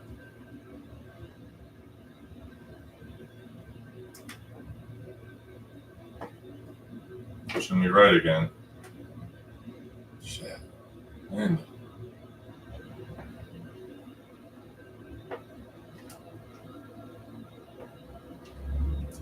Purchase radar contact, turn on 360, enable direct mount, plug-in, I'm thinking 10,000. 360, enable direct mount, plug-in, 10,000, and fly 10.2. This is, man, I'm really dragging this one out. Wow. It's not getting down there. There we go. Jeez. Floated that for a while, but it wasn't dropping. And flight 1690, purchase radar contact, turn on direct Flaps mount, up. 10,000. Turn direct failure, 1. I mean, my airspeed was like 55 knots and I was still coasting. Juliet, taxi to GA apron via Quebec, monitor this frequency. GA apron via Quebec. I will stay with you, A5 Juliet. That was not Quebec.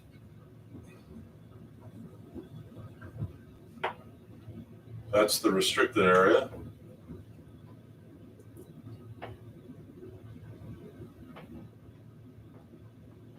Yeah, thanks. It was okay. I mean, it just, I don't know what was going on. Like, it was floating, but my airspeed was down. I mean, even the stall horn was coming on, and I was still, felt like it still was not dropping at all. It's all right. It was a smooth landing. All right. General aviation vehicle back. So, I'll be back to you in about 4 miles. Really uniform. hold on. That's right. Yes. Yes. We're 233 Charlie, point to Columbia. General aviation is straight ahead. That's it. Okay. Or this is Charlie Roger, proceed on course, and I'll do your discussion. Oh, what am I doing? Looking down again. And I'm still doing it. Should practice not doing things the way you wouldn't do them in the air. Shouldn't do that. Taxi, focus on the taxi. Approach 133.82. This is general aviation. I don't see any parking spots. I see a bunch of taxi lines. Put it over here. This looks like a nice place to park it.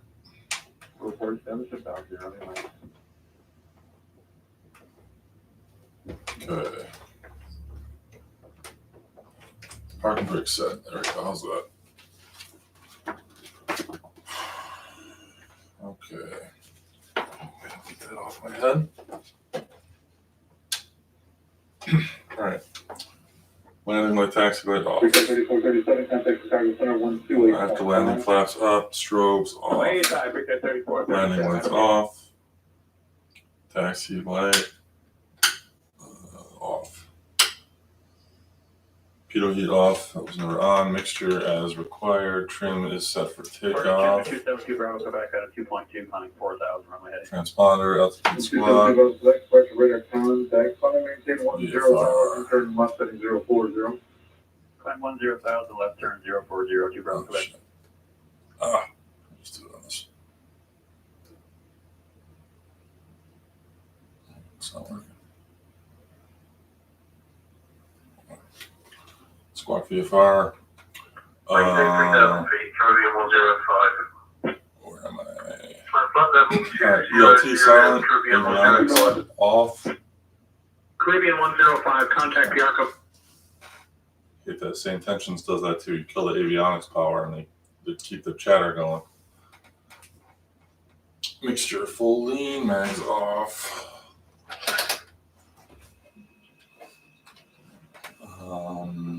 Lights, master off, lights off. Chocks tie down, blah, blah, blah. All right, let's check the maintenance report really quick. That was a long flight. See how everything's looking.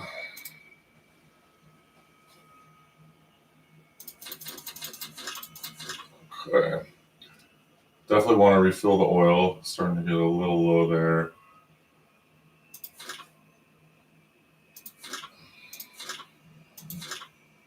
Battery's good. What else is good? Equipment's good. Indicators are good. Tires are good. Struts are good. Actuators and discs are good. Everything's perfect. Beautiful. Am I using X-Plane? Yeah, this is I only use X-Plane. This is X-Plane 12. I'm using the Laminar Cessna with the Reality Expansion Pack by Simcoders, the X-aerodynamics enhanced flight model, and Boris Audio Works sound pack. So that's my plane of choice. X-Plane better. I mean, I know Microsoft has the following, man, but for me, I like this so much better. But it's, to each their own.